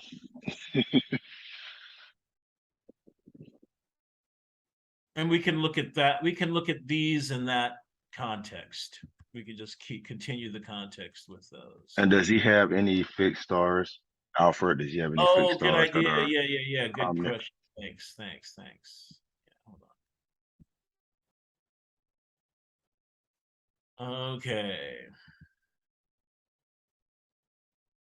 So 2 to 4 Pisces, no. 8, 9 Gemini, no. 8, 9 Sagittarius. Well, close, but not really. Oh wait, 8, 9 Gemini, not really, but Uranus close. Let's see, what was it? End of Sagittarius, 28. This would be in the 20, like 28 degrees of Sagittarius, nothing. I mean, Leo, no. Although relatively close, but no. Let's see, what was the other one? 25 Taurus or 24 Taurus? No. So it really looks like not. What about the No Libra? hidden helpers. 22, no hidden helpers. Yeah, it looks like no hidden helpers in the chart. And could that work against him? Like maybe, because in the previous case with Ella, she had like a hidden helper, And and an open one. She had both. She had a hidden and an open one. So she had nothing to impede the trip to Parnassus. Whereas this person, I mean, first of all, note that the part of fortune is in the whole sign 6th. So usually where you see it is kind of where the life is going to show itself up. It's going to kind of show up in that area. And then we've got that we've got that Jupiter there. So when I see that Jupiter in the 6th like that, I think, ooh, some kind of alleviation from hard times. I really think that the helper is the Jupiter. But that he can only help so much because he's cadent, he can only be so helpful.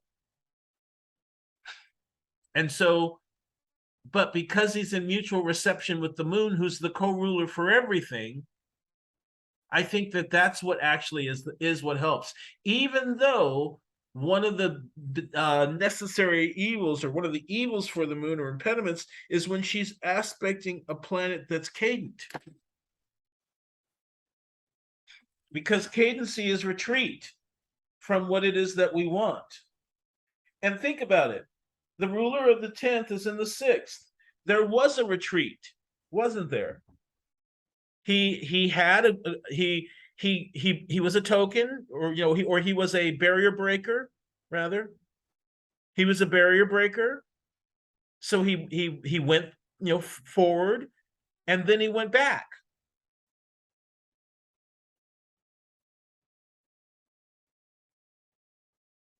There is a fall. And with his moon being in Pisces, naturally that could make him a mark or be used as a scapegoat. I find like, with Pisces, it's easy to blame it on the poor little fish. That's right. No, you're absolutely right. It would be, and think also, I mean, we're Black. We know what it's like to be in white spaces where we're unsure of how big to make ourselves. Right. And so I think that that's an aspect of this Pisces moon too, is that, often the person that makes it, that pioneer, was the one that knew how to make themselves small when they needed to make themselves small, and to make themselves shine when they needed to shine. And I definitely come from the generation where we were told straight up, if it's between you and the blonde boy, you have to be twice as good as he in order to be seen as equal. So we can imagine that for Dreyfus, that this moon Jupiter also, and the Venus, the Venus Mercury Sun, even all of that would make this an extremely talented person. Probably highly efficient, highly innovative in the way that they would create systems. Like it would not be able to be ignored how superlative. That's why this happened. Alfred Dreyfus was probably highly superlative in the way that Leontyne Price was, in the way that Duke Ellington was, in the way that Count Basie was, in the way that Charlie Parker was. And otherwise they'd be just another what. But it couldn't be ignored. And it couldn't be overshadowed by somebody with white skin. Or in this case, by somebody who was a Gentile. And so I think that's part of the Jupiter in Cancer, is how far it was able to take him. And then the Jupiter in Cancer in the 6th is how far is the hardship he has to endure. The Pisces is the crucifixion, right? The fall from grace. But there is no fall, because this person is innocent. This person is virtuous. At the core, this person is virtuous. So they can only their external things can be taken away from them. All of which were. Note that Jupiter rules the 2nd of all of the things that you would have. And And was he imprisoned? Like he was was. imprisoned as a result, right? Okay, He and so that would was. be Saturn He was. ruling that 12th Yes. house as well. He was exiled. He was sent to an island. It's 12th house.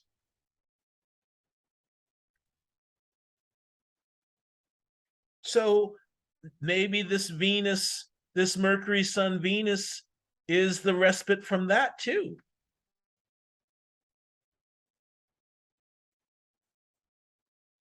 I think really the Jupiter in the 6th says it's going to be shit, but you're not going to smother in it.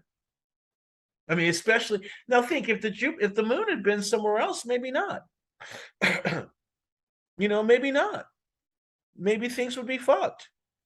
That mutual reception, if anything, is more helpful than we could imagine, especially with the moon, the ruler of the part of fortune. If there were no aspect to the ruler of the part of fortune, I think he'd be up shit's creek. Even with the Jupiter in Cancer, maybe.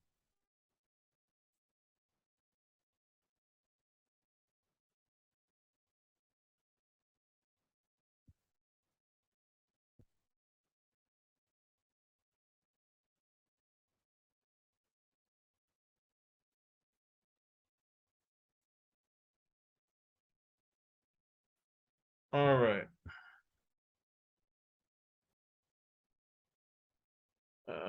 Come off as intimidating or bitchy. I wanted to give you some feedback about what we, as a matter of fact, you can see one of them.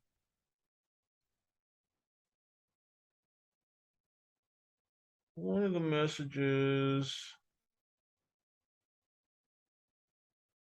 Okay, so this was one of them. Interesting. That was for the person who asked about their marriage. I'm actually not newly married, been at this gig for almost 29 years. My husband's Venus is in Virgo. No, oh, she was talking about what was going on with her husband. Then this was another one. Oh, this was the one that um asked about karmic debt. Thank you so much. You guys discussed a lot more than I was expecting, and I'd say you were spot on with regards to quite a bit. The other one, he responded to his because I put these on I did them as comments on the post, and so he responded to his post, the one who asked about his career, and he was very grateful. And then the one who asked about being shit upon, she was quite unhappy with our and I wanted she was not happy with our delineation of that. And the interesting thing is she did absolutely everything we'd mentioned. She got defensive. She conflated different information that wasn't actually pertaining to her, and she played victim. So so I kind of don't want to say a little bit about that, because I really feel like, we see a lot of times people saying, doesn't anybody like me? Why don't I have any friends? Doesn't anybody like me? If you're asking that question, you need to be ready for the possibility that you're part of the problem. And it takes two to make drama. It takes two to make a drama. A monologue is dramatic, but once you have two people in a scene, you have a drama. So it's really important that we be able to be we want to be your advocates and whatnot. And I really felt like I was acting as that woman's advocate in that particular moment. But I can understand that she was not happy with how it came off. And I apologize if she felt that we were insensitive to her, or that she basically just said we were judging her like everybody else. So she went into her default. And that's not really what any of us were trying to do. What we were really trying to do was say, hey, you may be part of the problem. And if you're part of the problem, are you ready to take responsibility for that and change it? Now, certainly it's debatable whether or not we are within our rights to make that statement, and that's another issue altogether. But what the most interesting thing once again about it was that she didn't prove us wrong. If anything, she demonstrated every single thing that we mentioned in that one. It was only a paragraph long. It was maybe 4 sentences, but she demonstrated every single thing that we mentioned in those 4 sentences. And so that's where I say, okay, I understand that you don't appreciate where I came from with that, but at the same time, guess what? You just demonstrated everything we just talked about. So are we really the problem? Something to think about. Let's see.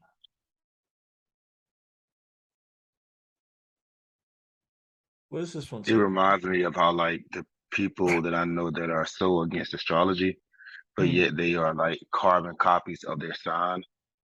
It's Oh, like of course.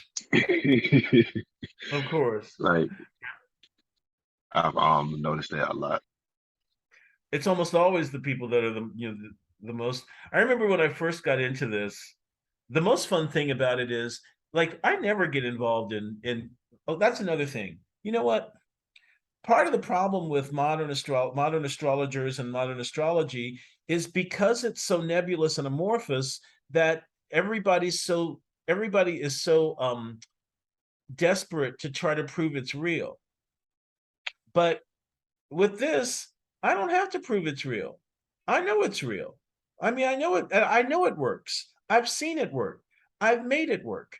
I've seen other people make it work. I've seen, you know what I mean? It's like, I don't have to. So I once, the last time I got into a discussion with somebody, he's like, oh, that astrology stuff, I don't believe in it. Yeah, I think that's bullshit. I was like, oh, good. I was like, okay. And he's like, wait a second, we're supposed to debate about it. I'm like, look, just because you don't believe in it doesn't mean it exists or doesn't mean it actually works. It's like, I don't care what you believe. Your beliefs mean nothing to me. I don't give a shit about that.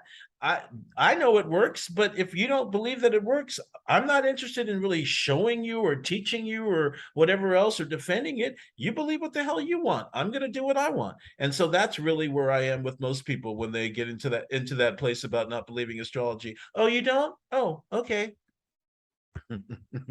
And meanwhile, here we are nailing charts, right? Here we are with people with their jaws on the fucking floor because we've just, told them shit that we shouldn't know. Fuck those people. Why is it for the past few weeks I've been able, I don't care about the past few weeks. This person, compatibility, absolutely not. Intolerant and generally, no, see, I'm going to get myself in trouble if I deal with those. Oh, this was a good one. So, and we can do significator for, we can kill two birds with one stone with this one, Temerius. We can do significator for, what's it? Significator for substance, and then see if that substance significator is a helper. So the question is, I just want some retail therapy. Money has been so tight lately, buying things would make me feel happy. Is there anything in my chart about finances? So that's what we're going to look at in this chart. Finances. So what Bonatti says when we look at finances is he says the very first thing you want to look at is the part of fortune, because the part of fortune represents everything, including substance.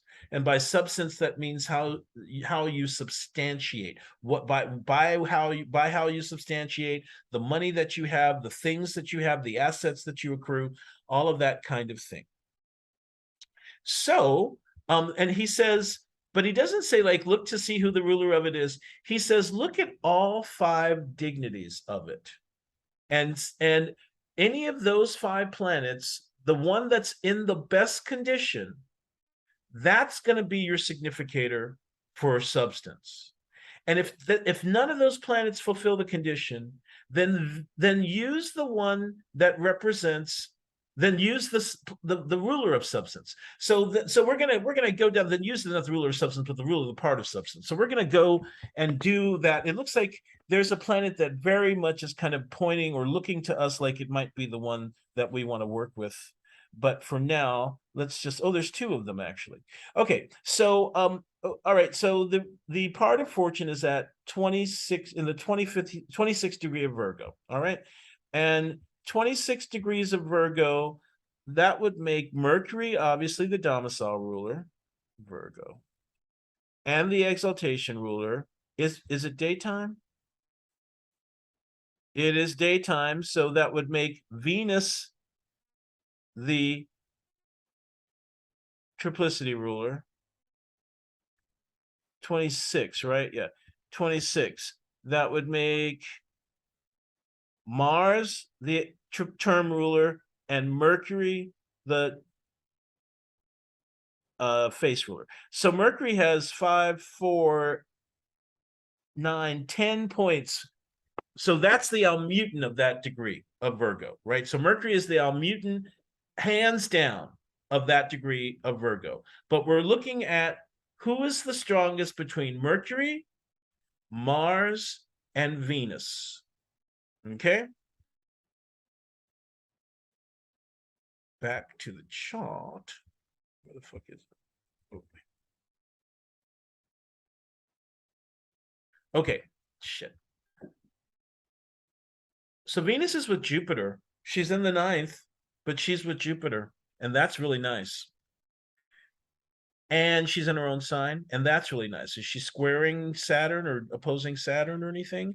Jupiter's moon's just left the trine of Jupiter. So that's a kind of a nice thing. Oh, sorry. There we go. Where is the Saturn? Just to be careful. Venus is applying to the trine of Saturn.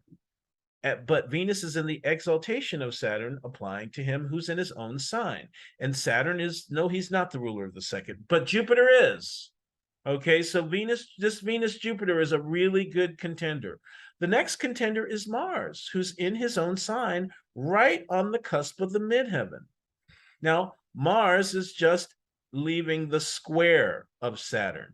So in this particular case, even though this is the angular planet, okay, so remember what they said. Now, actually, this is a really good chart for this. What Benani originally said in that consideration is that you want the planet that's in its own domicile within 1 degree in reception, unimpeded, direct, etc. That's the strongest hidden, that's the strongest open helper. Now, in this particular chart, Mars is really the one. It would make sense, except for the fact that any planet that's squared by a malefic is considered impeded. Now, there are two things that, in my opinion, point us away from that. One of them is that Saturn is in its own sign. The other thing is that the aspect is separating. Now, that doesn't mean they're not going to still feel it, but the aspect is separating. Here's my question, though.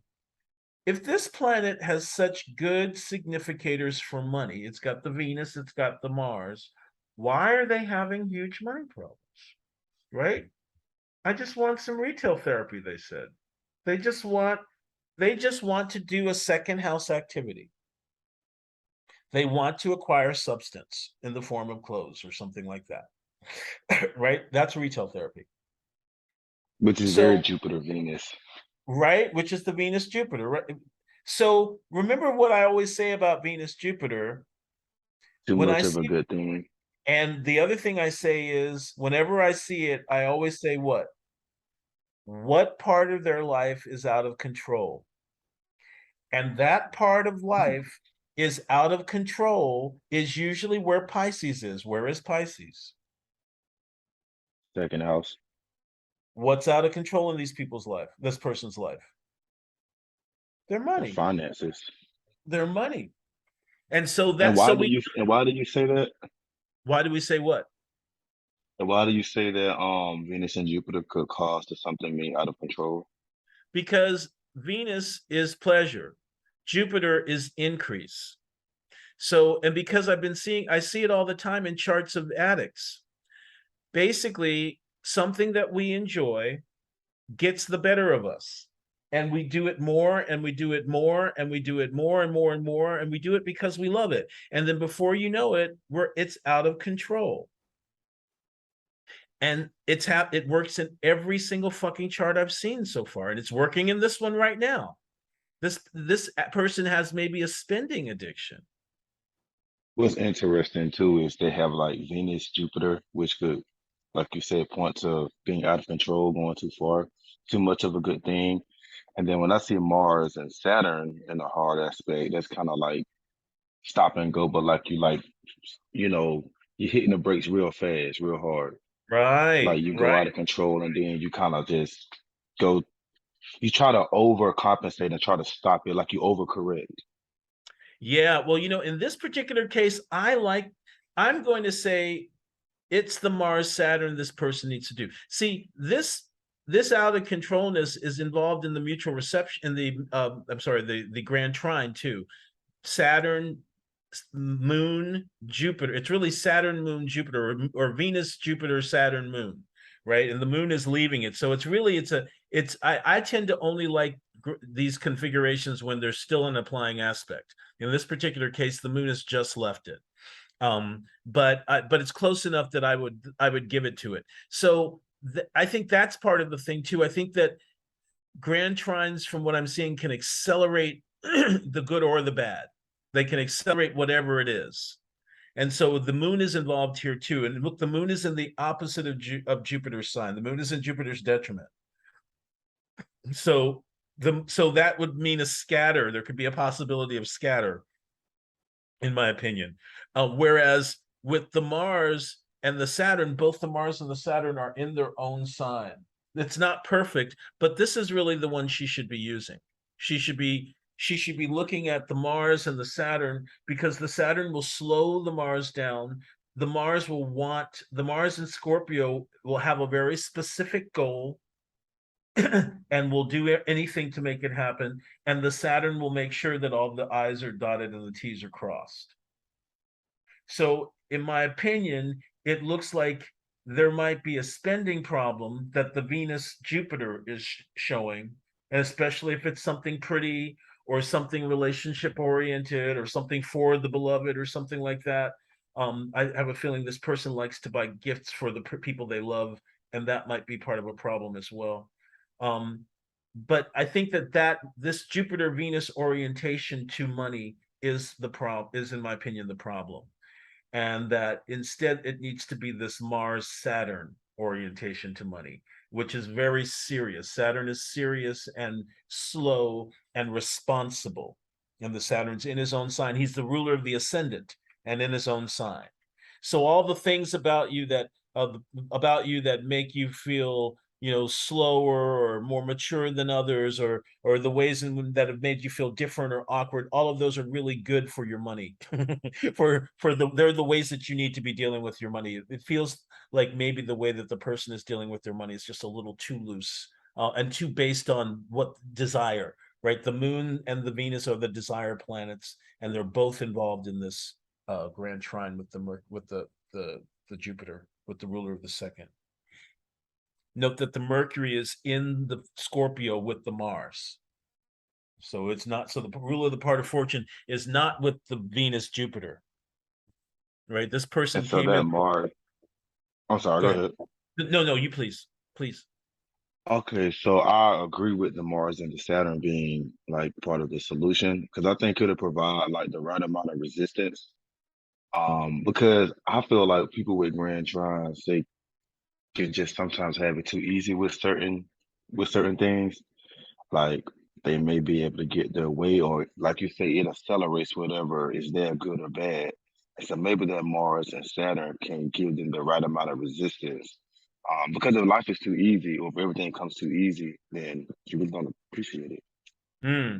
Now, normally, if I saw this Mars with a square of Saturn, I would think it's impeded, and I would try to go back. See, Venus Jupiter conjunction is not. I mean, it's good for creativity, it's good for talent, it's good for those kinds of things. But like I said, wherever Pisces is, almost always it's out of control in the person's life, or generally there's impulse control issues with the Venus Jupiter, just because whatever it is that they like, the Jupiter gives permission. The Jupiter is permission. That's the other thing.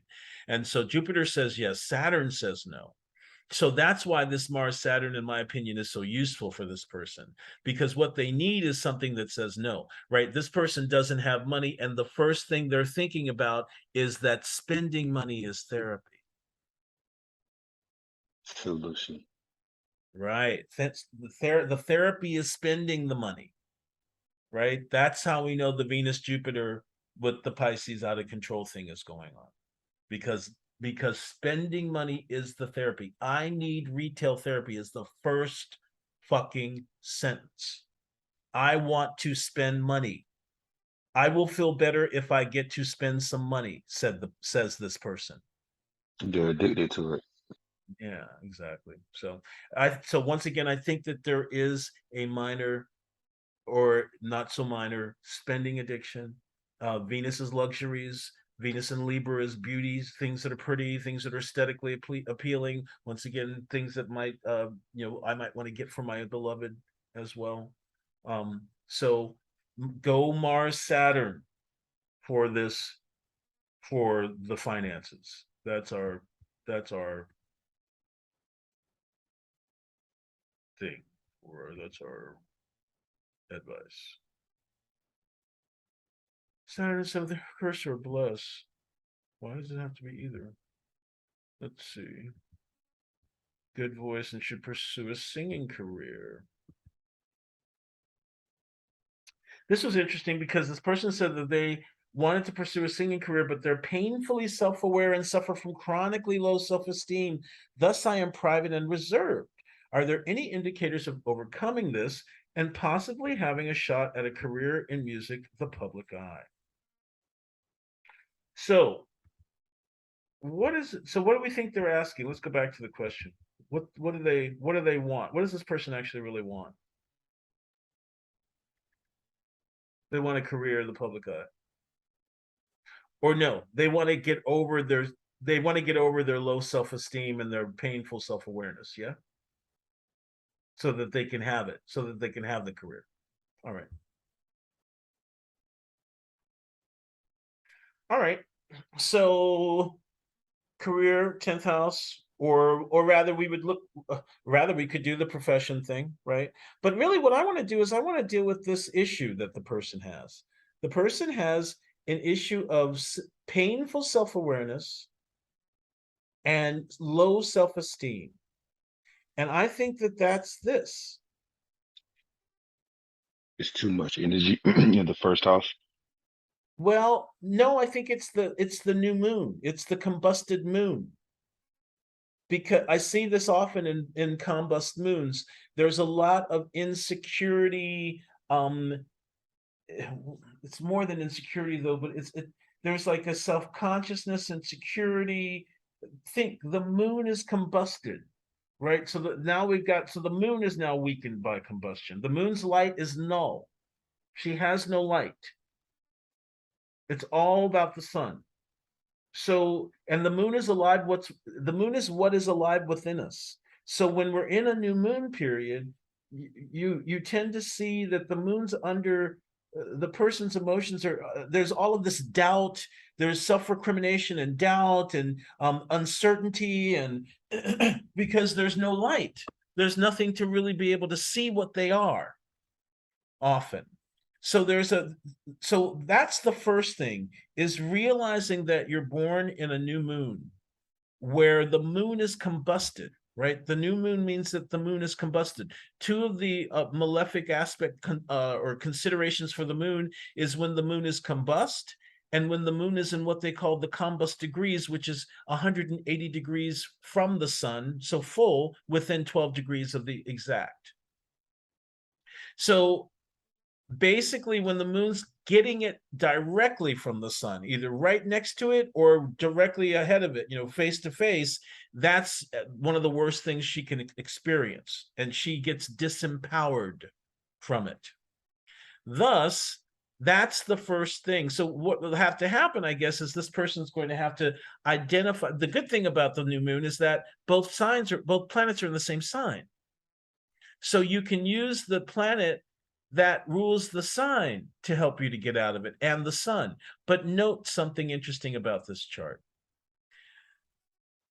Based on Ella Fitzgerald, what house did I say ruled the voice? Do you remember? The second house. That's right. Who's the ruler of the second house? Saturn. No, it's not. Who's the ruler of the second house? On this chart, wait. Jupiter. Jupiter. Who's the ruler of the sun and moon? Jupiter. Now we know why. Voice. When it comes to voice, it activates this combusted moon. It activates this insecurity. It activates this uncertainty. It activates this walking the path in darkness. That's what happens in the new moon, right? We have to go outside and find the dog. There's no moon. That means we have to walk the path in pitch black. That's the emotional tenor for many people that I tend to see with this sun-moon conjunction, with the new moon situation. And so I wasn't surprised at all when they said, oh, I have this problem. And also remember, the moon is hidden as a result, right? The moon's hidden by the sun. And so this person has anxiety about being seen. Remember, the sun is about visibility. The sun's in the first house. There should be no problem about being visible at all. But the sun's But I'm also, thinking, what's that? I'm sorry, good. well, that was the first thing that came into my head. Like you looked at the moon first, and I looked at that sun, and I'm like, the sun is like being over, like being very self-conscious because it's shining a light onto the first house. So it's like you can see every detail of yourself, it's including everything that you probably don't like about yourself. However, I have the sun in the first, and that doesn't create an issue for me. So I don't have anywhere near that same experience. I see. And I don't. and the sun rules my first house. So I kind of have like a combination of like I'm self-conscious, but I'm not impeded, if you know what I mean. Like I don't Right. feel, Well, you but know, that's also because in your case, the sun is acting as the significator for you. The significator for this person in the chart is Mars, it's right? It's Mars. Okay. Scorpio, right? So I mean, the moon is always And Mars is detriment. see, so this, and well, really, but the most important issue really is that all of this stuff that we're talking about, which involves the voice, is also opposing the Jupiter, who rules the voice. And it's in Gemini, which is a sign of attractive voice, but it's the detriment of Jupiter, and Jupiter is retrograde. So this person, so as a person who has Gemini and Jupiter and Gemini retrograde, as a fellow traveler, this is a difficult placement because it's hard to come out of yourself. I mean, for me, the retrogradation means that I would rather just do astrology in my room all day long instead of get out there and put myself out there or put myself on Clubhouse or do another seminar or something like that. I would rather, so there's this coming in, going out. Who do I associate with? How do I not? And so even the retrograde aspect of what's going on with the second house ruler and with what's going on with the ruler of the new moon, right? All of that stuff is being affected by this wishy-washy Jupiter who can't decide whether they want to be out in the world or stay in themselves. Share the voice with the world, don't share the voice with the world. Keep it to myself. So in my opinion, yeah, so like you just said, the Mars is in detriment, but the detriment means music. Libra is music. This person wonders if they can do music. So this particular detriment of the Mars pushes them towards the thing that they would be interested in doing. So is it possible? I'd rather leave that, to be honest.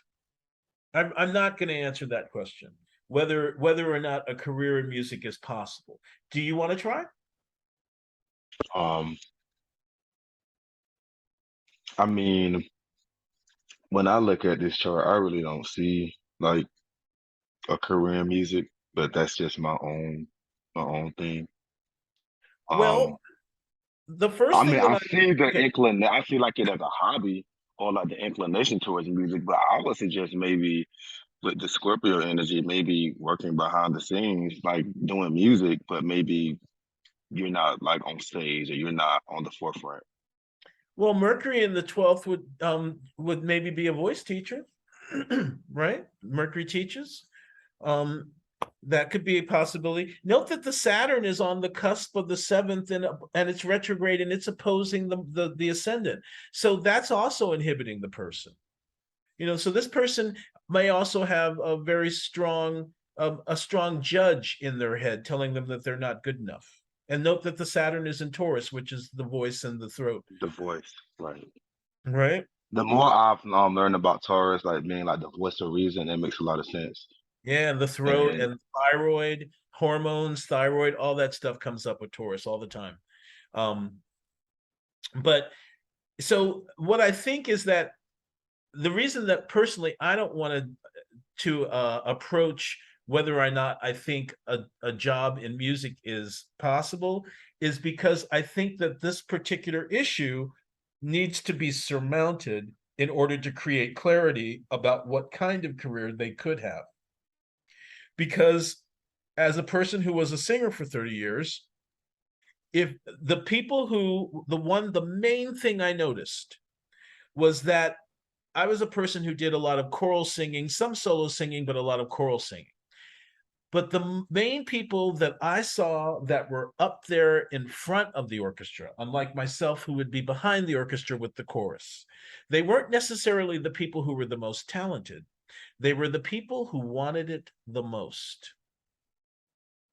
And this chart, I'm not really convinced that you want it that much. Obviously, being told that we have a good voice is a good thing. Obviously, there's an inclination to music in this chart. Note that there's the mixed reception between the Venus and the Mars. So Venus is in his exaltation, Mars is in her domicile. So there is more of that connection. So not only is the Mars in Libra, but he's also in some kind of connection with Venus. So yes, music does make sense, right? Yes, music on some level does make sense. A career in music is a different thing. Like you say, hobby or whatever. A career in music takes a lot of chutzpah, a lot of drive. It takes ambition. It takes confidence. It takes believing in yourself when no one else will. It takes keeping yourself steady when others break you down. There's all of that stuff that people don't think about, not let alone scraping and scrounging, trying to get gigs and all of that stuff on top of it. I mean, that's a whole other level, but I'm talking about just in the whole training and getting yourself out there and being known phase. There's all of the adversity that you face in the persons of other people. Many people are there to tear you down. Many people are there to get over on you. Many people are there to exploit you. Many people are there to help you. And you don't always know who's who. And so this chart will have problems with discernment that will, in my opinion, that could take it to that level. And really what has to happen is that there needs to be a clearing of the issues that are mentioned. The issues of painfully self-aware and suffer from chronically low self-esteem and thus private and reserved. All of that stuff in the form of the Saturn on the seventh cusp aspecting the ascendant, the Jupiter retrograde and detriment, taking you inward and opposing the Sun Moon conjunction, the combusted moon, the aspect that the moon itself is combusted. All of the stuff represented by those systems in the chart need to be dealt with first. And when they are dealt with, then there will be clarity about what kind of pressure you can deal with, what kind of scrutiny you can be under, etc. Anything you want to say, Temerius? I think we cleared it up. All right. Fantastic.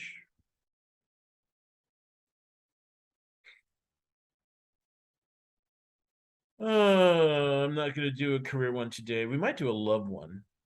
I hate those questions, but they're fun to work with our practicum. Oh, this one.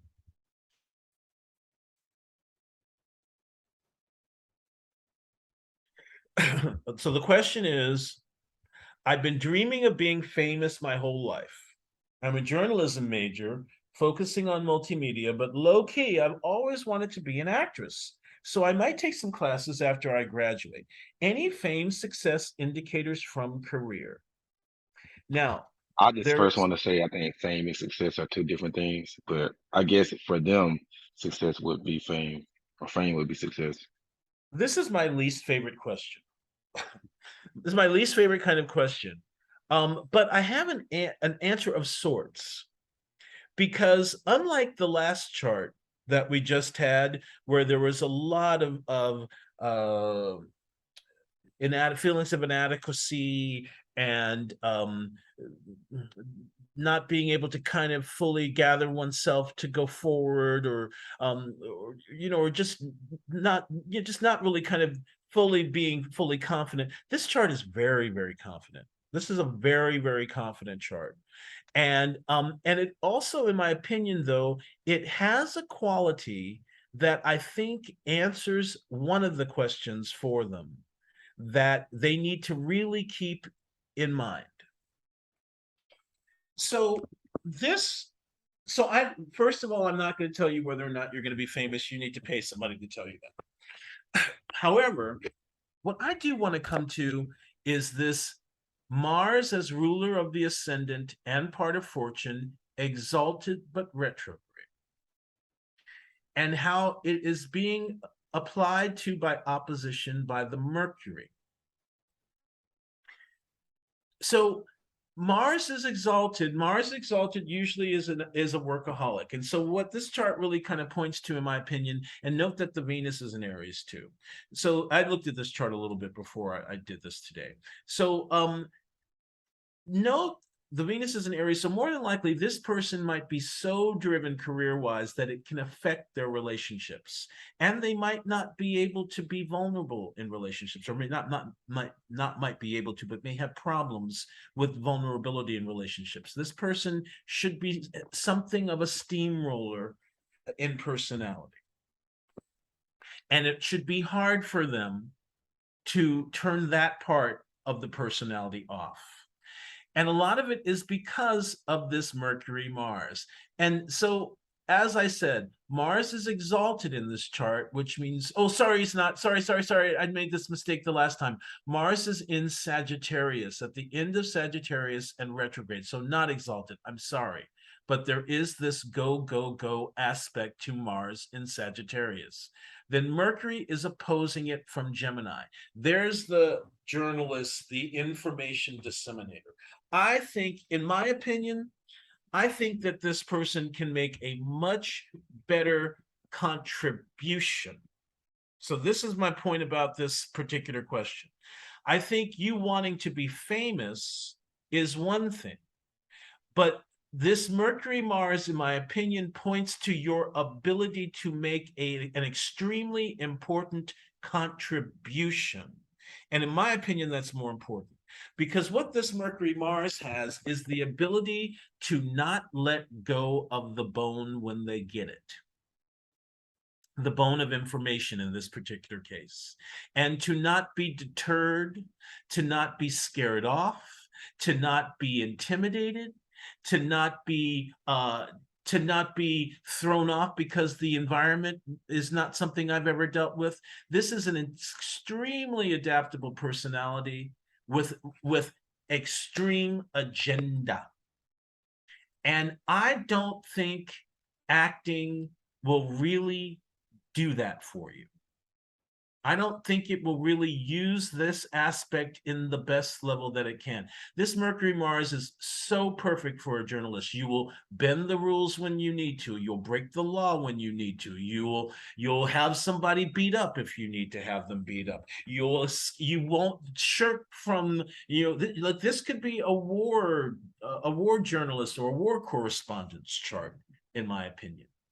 In my opinion, instead of thinking about being a famous actress, you need to be thinking about being a very important correspondent of maybe calamities or catastrophes or crime or whatever. But this is the chart of somebody who follows it down. And Mercury is the ruler of the eighth. So that's the underworld and the secrets. You should be interested in all the secrets. If you want fame, you need to go into the underworld and dig for that bone.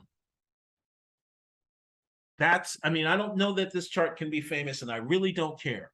But I do think that it can make a very important contribution as a result of this tenacity and doggedness. What are you seeing, Temerius? I agree more so with that as well. But because of the energy in the seventh house, that is very good for one-to-one, like interviews and talking to people, and with Interviews. journalism, Thank you. that's a big part of it. Thank you. I'm so glad you mentioned that. I meant to bring that up. Thank you so much. Yes, absolutely. No You problem. should be an interviewer. You should be an interviewer, 100%. You should be focusing on interviewing people. Yeah, like Oprah started as an interviewer. Barbara Walters, Oprah, interviewers. This is a fantastic chart of an interviewer. Thank you so much. What else do we have to say? You didn't ask us about relationships, so we're not going to talk about them, but I meant what I said. This career thing will find itself getting in the way, and you will have problems being vulnerable with a partner. What else do you have to say? And with the Mercury opposition to Mars, I look at oppositions like you're intentionally setting out to do something or you're going out to do something. And so that's them trying to uncover the truth. And to be a journalism, you have to be like, if you ever watch any like true crime show or any interview with Barbara Walters, like they have to be tough. They have to be Tough. like a dog with the bone, you know? Absolutely. That's why I think acting ultimately will not give you what you need. You need to be in pursuit. Sagittarius is the arrow, the bow and arrow. It's a hunt. You need to be hunting for the information, for the underground information that nobody else knows. Acting will not give you this. I Concrete promise. information because Saturn is in Gemini, like it's concrete. Yes, it is. And I Saturn is. think that is more, and then with acting, that's more nebulous. So with Saturn and Gemini, especially with like the sun there, I'm seeing that it's like realizing the hard truth or realizing some hard information, coming across some hard information that is what you're going to do for your journalism, if you're in Absolutely. journalism. And bringing the dark into the light of day, right? What do they say? Sunlight is the best disinfectant. Bring it into the sunshine, right? So there's the sun with the Gemini. Girlfriend, don't even be thinking about being an actress. There is nothing there.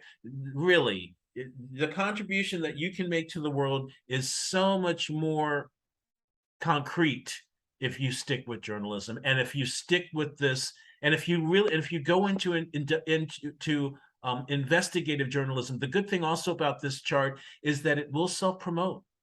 This is a self-promoting chart, so even as an investigative journalist, I think you can do quite well.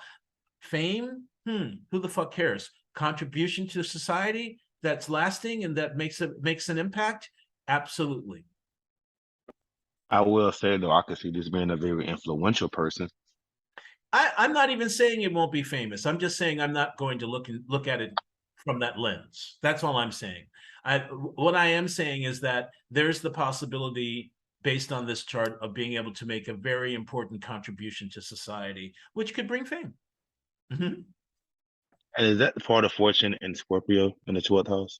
Let's Or see. Yes. Mm-hmm. okay, Well, and so that could whole be sign because first. Scorpio deals with the whole time first, right? Which could point to them The, discovering their pot of gold through uncovering the, information and hidden, uncovering secrets. the hidden, yeah, the hidden. Fourth house is secrets. Saturn. Saturn's with the Mercury and the Jupiter. So And then Mars and Sagittarius, that's dealing with the truth, yeah, like exactly. pursuing the truth. So And yeah. pursuit, exactly, the pursuit of the hunt for truth, right? So yeah, I think that, like I said, I don't think acting is going to do that for you. I think you really stick with journalism and get in there, get in the weeds, and show what you can do. That's what I say. I'm going to stop it there. It's already 4:30. I was thinking this was going to be a short one. Nobody was here. And so I was thinking, oh, this is going to be a short one. I'm just going to do a little bit of it and then I'll stop.